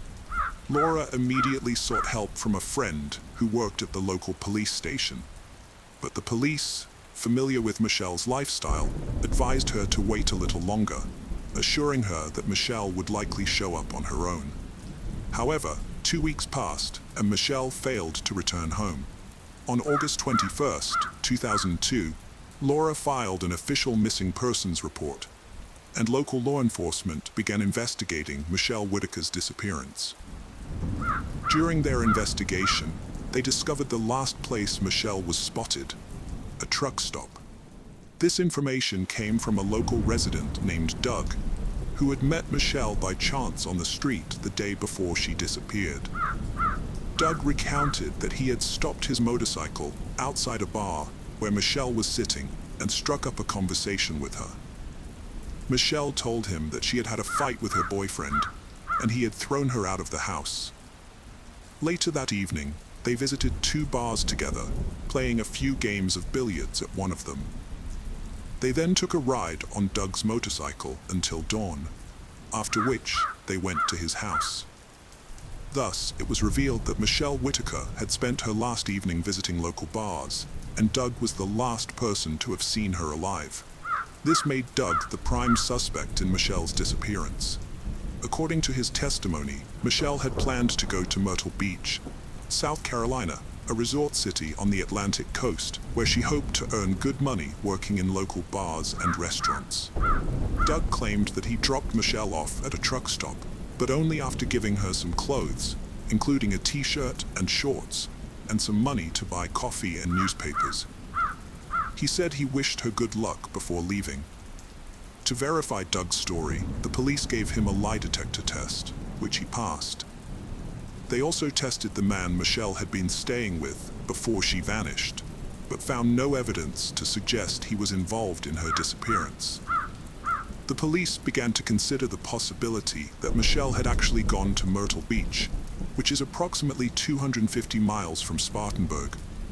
A few more weeks went by, but there was still no sign of Michelle. Her family and friends were growing increasingly anxious. Despite her anger and resentment towards her parents, they couldn't bring themselves to believe she would abandon her family and go into hiding. Michelle's prolonged disappearance made the local sheriff question her motives. When people travel for extended periods, they typically take some personal belongings with them, but Michelle had left with almost nothing. Moreover, she had a beloved pet dog to which she was deeply attached. Every detective interviewed agreed that Michelle would never willingly abandon her dog. In the meantime, Michelle's parents began driving around the neighborhood, hoping to find any clue that might lead them to their daughter. After receiving multiple tips that Michelle had been spotted on a beach in North Carolina, they headed there immediately. They spent 3 days searching for her, posting flyers and talking to locals, but their efforts ultimately proved fruitless. After 6 months of unsuccessful searches, Laura Andrews started questioning whether her behavior towards her daughter had been right. She had witnessed her daughter's downward spiral and couldn't just stand by. Laura wanted to protect her in any way possible. Additionally, she suspected that the 1999 brutal attack Michelle suffered might have contributed to her disappearance. Laura couldn't forgive herself for the hurtful words she spoke to Michelle after the attack, despite the assault being a terrible act by a stranger. Laura initially blamed Michelle for taking a destructive path and causing harm to herself, which only damaged Michelle's self-esteem further with her words.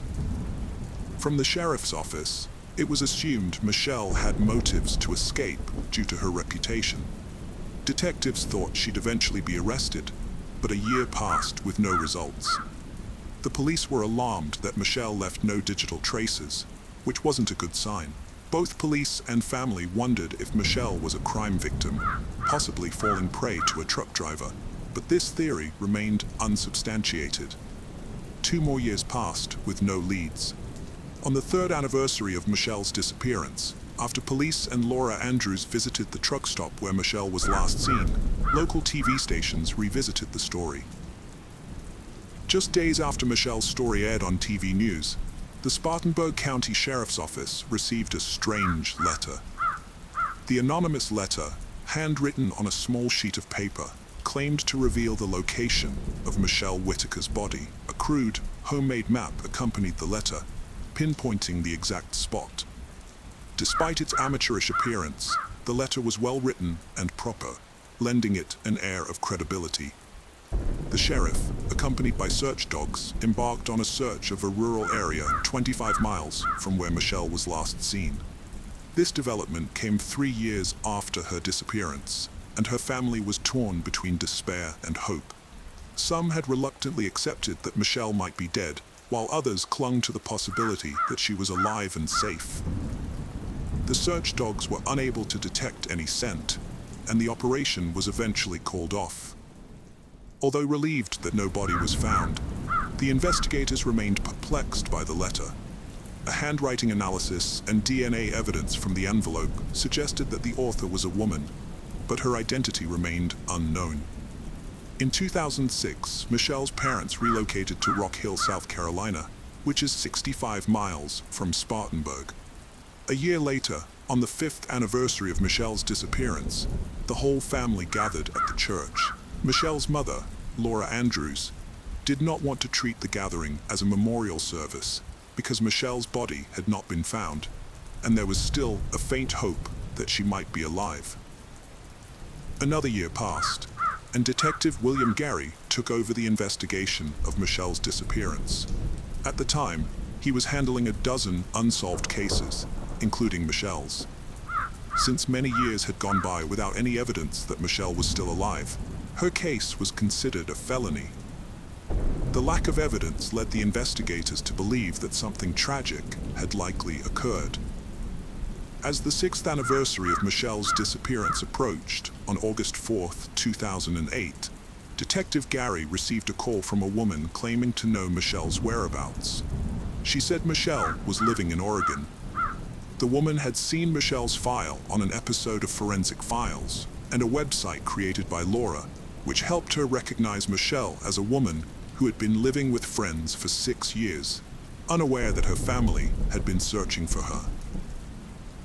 After receiving the mysterious message, the investigators were understandably cautious. Detective William Gary, for evidence, requested that the woman send a photo of Michelle.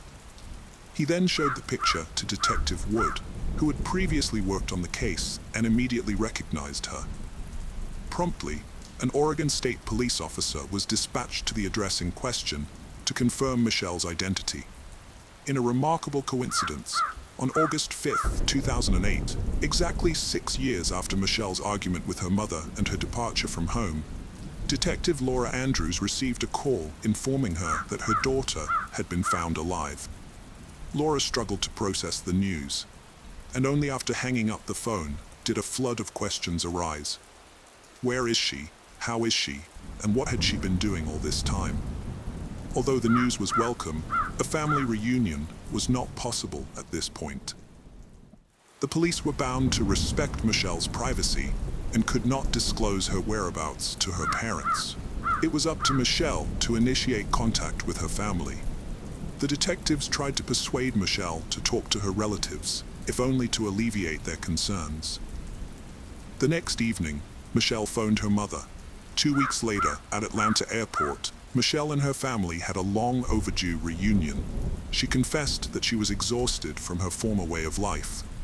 After her argument with her mom, Michelle came to a realization. She believed her family would be better off without her around. Initially, when Doug dropped her off at the truck stop, Michelle had planned to head to Myrtle Beach to find work, but instead she hitchhiked and ended up in Las Vegas, then California, and eventually Oregon. Michelle offered apologies to both her family and the police, who had invested considerable time and resources into searching for her over the past 6 years. She had been living under her real name, and it never occurred to her that anyone was still looking for her. The case of Heather Jackson. Heather Jackson, a 23-year-old mother of 2, had just found a house on a quiet street near Lake Erie. She was thrilled to have a new place to call home, especially after separating from her husband Wayne and going through a divorce. Despite the challenges they faced as parents, Heather and Wayne were once a happy couple, but their marriage didn't survive the struggles. After the breakup, Heather faced tough times, but she didn't give up. She focused on making her children, 3-year-old Selena and 1-year-old Wayne Jr., happy. On September 8, 2012, Heather's friend Danielle arrived at her house at 2:30 p.m. as they had planned. However, when Danielle knocked on the door, no one answered. She checked all the doors, but they were locked. This was unusual, as Heather would normally let her know if she had to change plans. Danielle's concern grew as she realized Heather and her children were not at home. Danielle tried to reach Heather by calling her mother, Jody, but was unable to get in touch with her that day. Failing that, Danielle contacted all of Heather's friends, but none of them knew her whereabouts. Then Danielle spotted Selena's pacifier on the porch, which made her increasingly anxious. She knew Heather would never leave the house without it. As the hours ticked by with no call from Heather, Jody grew more and more uneasy, her intuition screaming warning signals. She decided to take action and phoned the police, asking them to perform a welfare check. When the officers arrived at the address, they knocked on the door, but received no response. Next, they made their way around the house, peering through the windows, but saw nothing out of the ordinary. With no signs of forced entry or any indication of foul play, they departed. At approximately 7:30 p.m., Thomas Hansen and Dan Reiner, friends of Heather, arrived at her house, having learned that she was missing. They knocked on the front door, but there was no response. Reiner then proceeded to the back porch, forced open the door, and entered the home. Upon entering, they discovered Heather's lifeless body in the bedroom, completely naked, and immediately called the emergency services. Sergeant Eric Gray Bill, a police officer with the Sandusky Force, responded to the call and entered Heather Jackson's home. He found Heather's body awkwardly positioned between the box spring and mattress in her bedroom, with a ligature constricting her neck. Notably, the TV in the house was still operational, but the children were absent. Their room was empty. While inspecting the house, the officers came across a door to a utility closet that they hadn't checked yet. Upon opening it, Sergeant Eric Gray Bill was met with a horrific sight. Stacked boxes, and behind them, the lifeless bodies of Heather's children. The police immediately sealed off the area, treating it as a crime scene. The local officers were left stunned, having never encountered anything so heinous in their careers. The brutal murder of innocent children left them struggling to comprehend how someone could commit such an atrocity. The forensic examination results only added to the devastation felt by Heather's family and friends. According to court documents, Dr. Diana Scala Barnett, the deputy coroner for Lucas County, performed autopsies on the 3 victims. She determined that Heather Jackson's cause of death was ligature strangulation, and observed that Heather's rectum was found to be more open than usual after death. Dr. Scala Barnett attributed this to the likely introduction of an object into the rectum around the time of death, which kept it in that state. Dr. Scala Barnett also testified that Wayne Jackson and Selena Jackson died from ligature strangulation. She noted that Selena's underwear had been rolled up, suggesting that the body had been redressed. Furthermore, Selena's rectum showed a similar dilation to her mother's, again indicating that an object was present in her rectum at or around the time of death. Julie Cox, a forensic scientist at the Bureau of Criminal Investigation, reported that the anal swabs taken from Selena Jackson contained seminal fluid. Cox also observed a suspicious stain on Selena Jackson's underwear, which she excised and tested, finding it to contain a sperm cell. The police were under pressure to swiftly identify and apprehend the culprit behind these heinous crimes. Heather's residence was conveniently located near Firelands Regional Medical Center, and investigators believed that surveillance footage from the building's CCTV cameras might aid in their search for the perpetrator. Upon reviewing the footage, they spotted a car pulling up to Heather's house at 10:57 p.m. However, the camera's distance from the house and the darkness hindered visibility. The car's headlights provided the only clues, revealing that the vehicle had backed into the driveway and remained stationary for some time. 11 minutes later, at 11:08 p.m., the headlights flickered back to life, and the driver departed the scene. Thomas Hansen and Dan Reiner, the two men who found Heather's body, were taken to the police station for questioning. Dan, who had been friends with Heather, was the first to be interrogated. He explained that when he learned Heather was missing, he went to her house to check on her. Dan admitted that he had to push the door hard to gain entry, and as a result, the police asked him to provide DNA samples. He consented, and a swab was taken from his mouth. After that, he was released. Next, the investigators questioned Thomas Hansen. He revealed that he had spoken to Heather over the phone the previous night and was near her house around 11 p.m. According to Thomas, he drove up to Heather's house but didn't enter. They chatted briefly outside, and then he drove home. This information helped the investigators identify the car seen on the CCTV footage as belonging to Thomas. Thomas also claimed that he didn't enter Heather's house that night because she wasn't alone. There was a man, known to him as Josh, inside with her.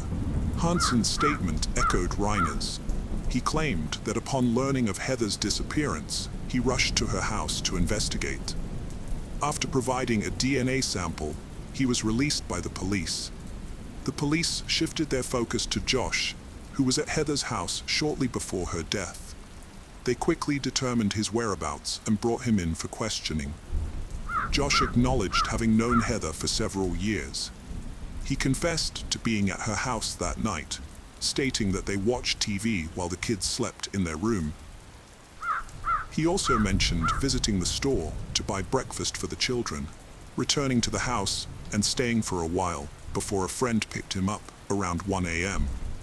Notably, Josh admitted to having consensual, intimate contact with Heather. The investigators visited the store where Josh claimed to have purchased breakfast for the kids and reviewed the CCTV footage. The footage confirmed Josh's alibi, showing him entering the store at 11:20 p.m. However, this did not rule out the possibility that he was involved in the crime. As the last known person to have contact with Heather, Josh remained the prime suspect. Josh also provided a DNA sample, which was analyzed along with those of Thomas Hansen and Dan Reiner. The lab results cleared Hansen and Reiner, as their DNA did not match the DNA found on the victims' bodies. Josh's DNA, on the other hand, matched the DNA found on Heather's body, but not on her children's bodies. This indicated that there was another man present in the house that night. Josh had previously confessed to being in a romantic relationship with Heather, which accounted for his DNA being present on her body. However, the police were now tasked with identifying a different individual whose DNA matched the DNA found on the bodies of all three victims. The investigators quickly ruled out Heather's husband Wayne, who was in the process of divorcing her, as a suspect because he lived in a different state. The detectives then focused on Heather's cell phone records, hoping to find some answers.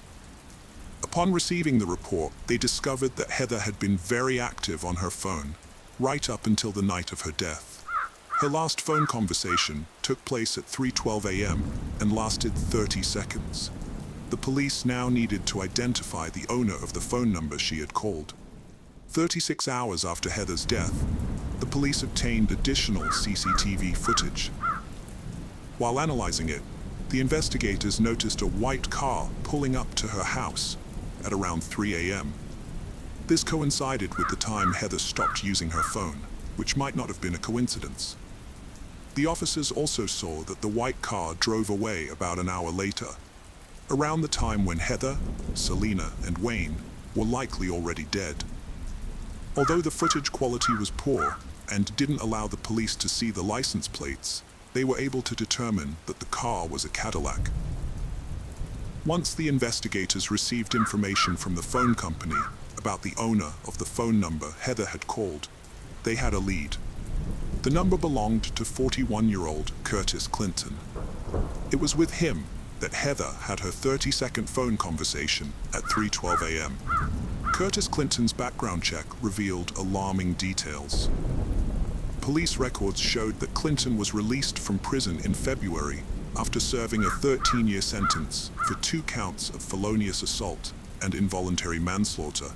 He had pleaded guilty to the 1997 murder of 18-year-old Misty Keckler from Fostoria, who was found strangled, naked, and bound in a bathtub.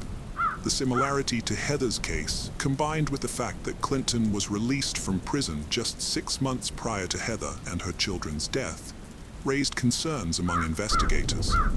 It seemed possible that Clinton had reverted to his previous violent behavior. Furthermore, Clinton owned a white Cadillac, which made him the prime suspect. The police urgently needed to locate him to prevent any further harm. If Clinton was indeed responsible for the murders, he had to be stopped before he could harm anyone else. The police went to Clinton's last known address, but he was not there. A few hours later, a patrol officer found a white Cadillac on a nearby street, but Clinton himself was still missing. A search of the vehicle revealed a receipt from a gas station on the night of the crime. The investigators headed to the gas station to review the CCTV footage. On the recordings, they identified Clinton and his distinctive white Cadillac. Despite already knowing that Heather and her children were deceased, Clinton was seen purchasing water and beer, displaying a calm demeanor. Fearing Clinton might flee, the investigators nonetheless soon received a tip that a patient named Curtis Clinton had been admitted to a local hospital. They swiftly arrived at the hospital and apprehended the suspect they were pursuing. Clinton was arrested and taken into custody, but he vehemently denied any involvement in the tragic deaths of Heather Jackson and her children. During questioning, Clinton revealed that he had been in a romantic relationship with Heather for 5 months, providing her with both financial and emotional support to cope with her numerous personal issues. Clinton claimed to have limited knowledge of Heather's children and stated that he last saw Heather on Tuesday, September 6th. He alleged that on that day, he gave her $328 and they engaged in an intimate encounter. The investigator told Clinton that phone records revealed a 3:12 a.m. call with Heather on September 8th. Clinton corrected himself, saying he had gotten his days wrong, and it was actually Friday night or early Saturday morning when he last saw Heather, not Thursday night. According to Clinton, he didn't stay at her house for long, dropping off the money and engaging in intimate contact before leaving. He explained, "I did my thing and left, but couldn't recall what time he got home." Clinton claimed that someone else must have gone to Heather's house after he left. He said that while he was with Heather, she mentioned that somebody had texted or called her, and she seemed irritated. When informed that he was the last person who had contact with Heather, Clinton denied. However, the examination indicated the opposite. The DNA on the bodies of all 3 victims belonged to Curtis Clinton. Therefore, he was arrested and placed in the county jail. Curtis Clinton was charged with multiple counts during the investigation. It also turned out that 6 days before the death of Heather and her children, Curtis Clinton attacked a 17-year-old girl whose identity was not disclosed by the police. He choked her and forced her to have intimate contact with him. When he let her go, she went to the hospital, and the police at the hospital doctors took DNA samples from her body, which also led to Curtis Clinton. Clinton moved for a change of venue, arguing that extensive media coverage had saturated the county at the time of the offenses and was likely to resume once the trial started. The trial court denied the motion for a change of venue, stating that while the pre-trial publicity was extensive and adverse to the defendant, the publicity was not sufficiently prejudicial that readers and viewers could not realistically shut it from sight. The court rejected claims of presumed prejudice, stating that the defendant, Curtis Clinton, did not hesitate to take the lives of Heather, Selena, and Wayne, and that his DNA was found inside Selena's body before she died. Clinton knew he was facing the death penalty, but he did not want to die and therefore did everything to achieve a different outcome in the trial.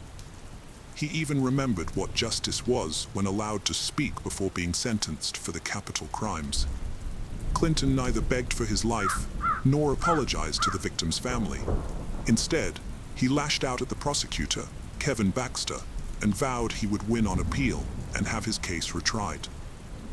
He stated, "I don't respect the prosecutor, and as I said, I will be back again. I know there's a lot of people who are upset here, but I'm the one who's going through this." This statement triggered a disgusted response from some of the 70 people present at the hearing in November 2013.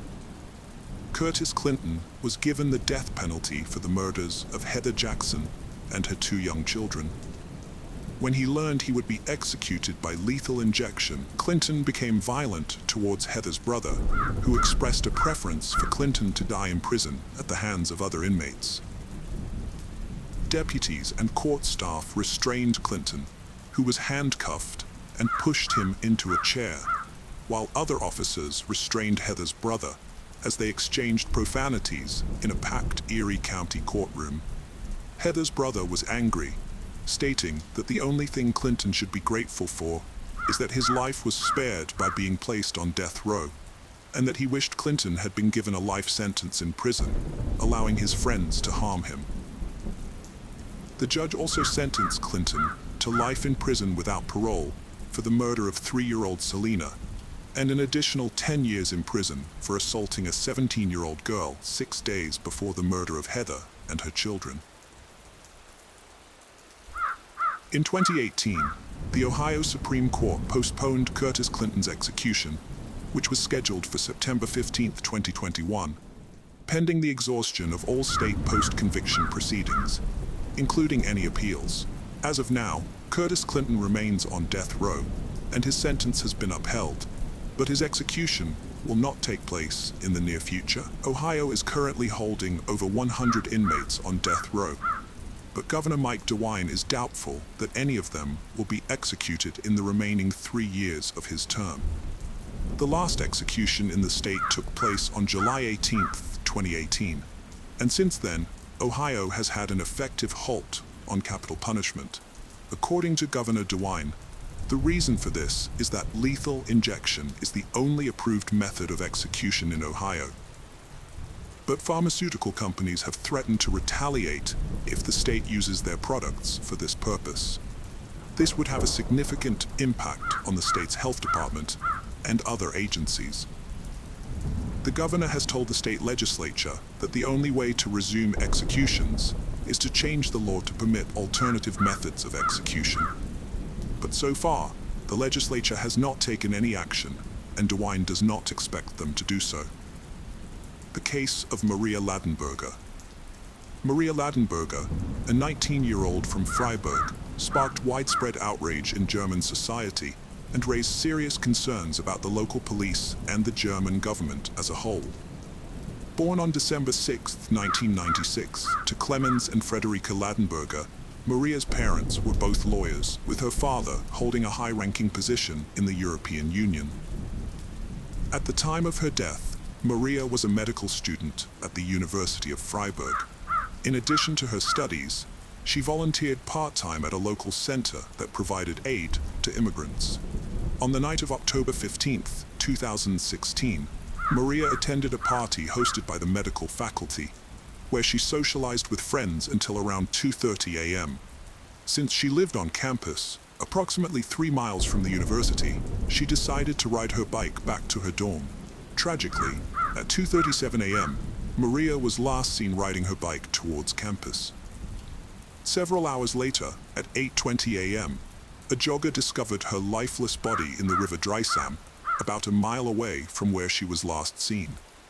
Despite an immediate call to the police and ambulance, medical professionals were unable to revive her. The incident raised numerous questions about the efficiency of the local authorities and the government's response to similar cases. During the forensic examination, investigators determined that Maria's death was caused by drowning. Additionally, they found evidence that someone had attempted to strangle her with a scarf, which was discovered at the scene. The scarf contained a sample of male DNA, believed to belong to the perpetrator.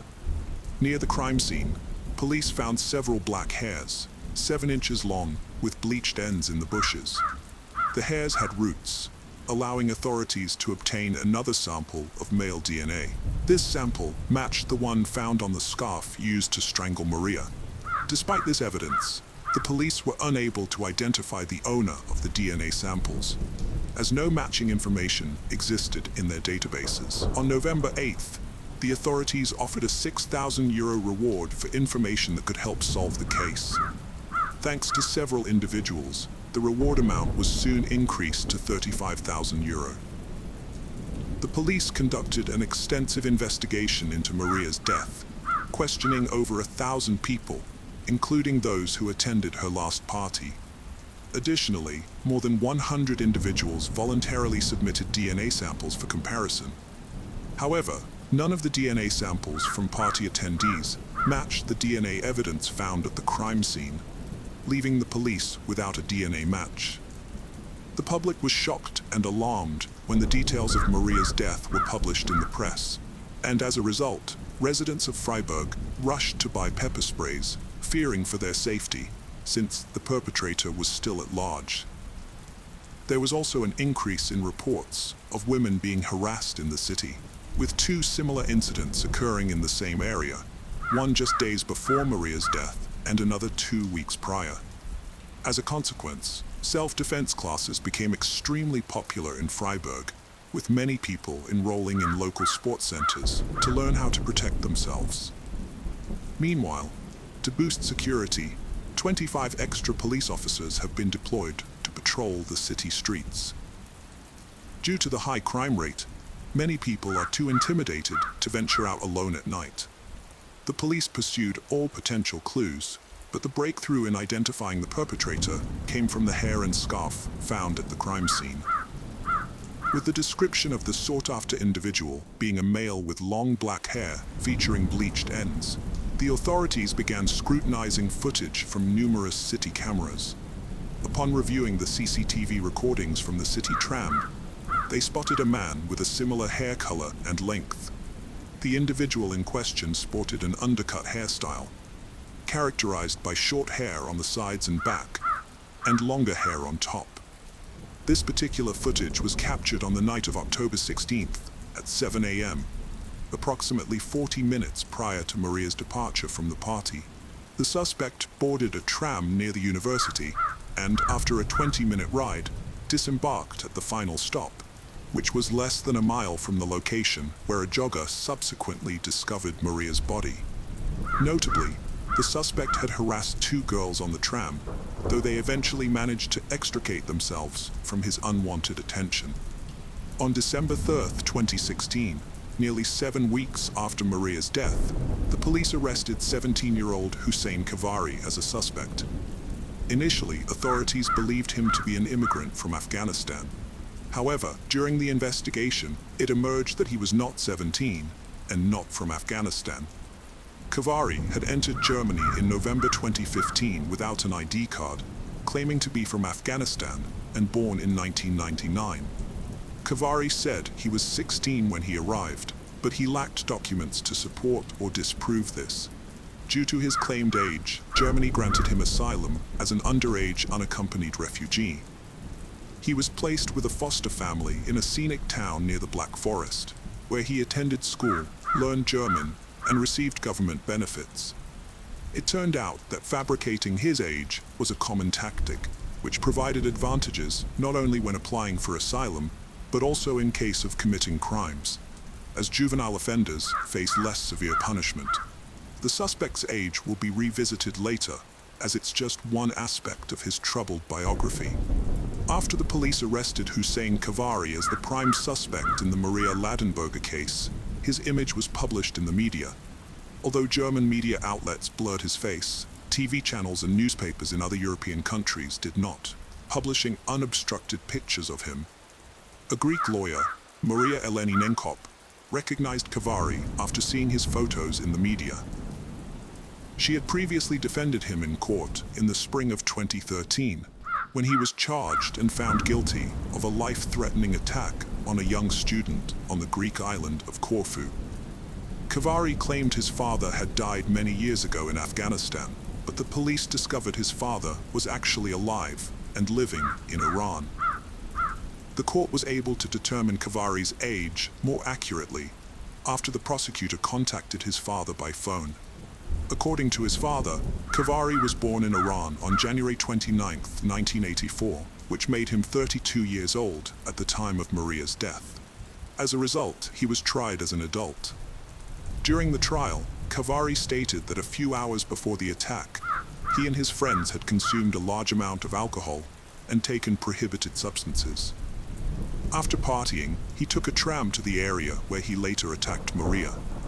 In her free time, Maria worked part-time at the Immigrant Assistance Center in Freiburg, where she tried to help people in difficult life situations. Ironically, she was killed by one of the people she was trying to help.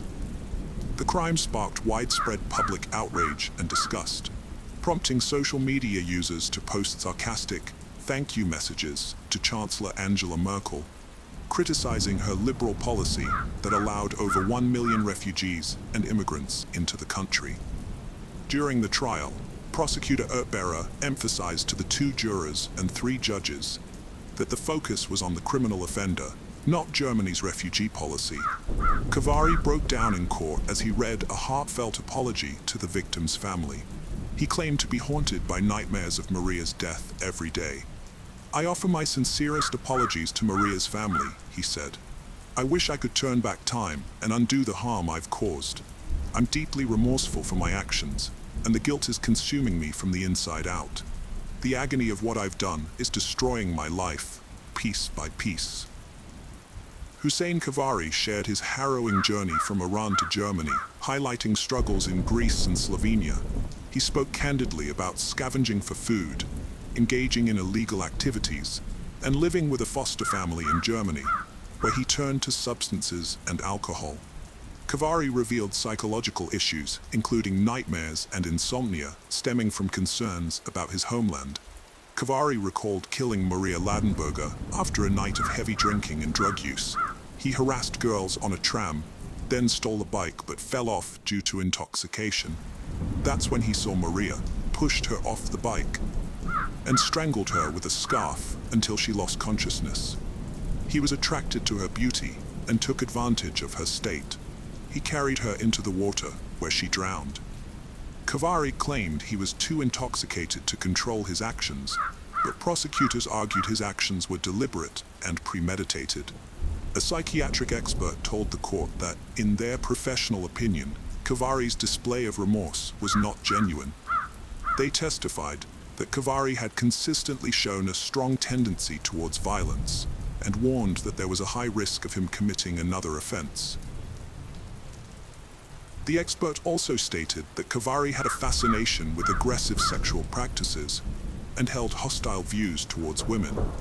Furthermore, they noted that Kavari lacked remorse and compassion for the harm and suffering he had caused to others.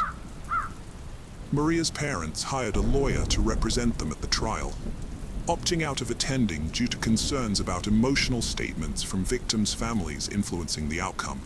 They also wanted to avoid media hype and politics. They considered meeting the perpetrator, but decided against it, believing Maria wouldn't want them to, and that it wouldn't achieve anything positive. On Sept 22, 2018, Judge Catherine Schank found Hussein Kavari guilty. Before sentencing, Kavari was handcuffed and wore a black hooded jumper, showing a lack of empathy that drew applause. He received a life imprisonment sentence, but under German law, he's eligible for early release after 15 years if deemed no longer a threat. However, Judge Shank emphasized the severity of his guilt, making early release unlikely.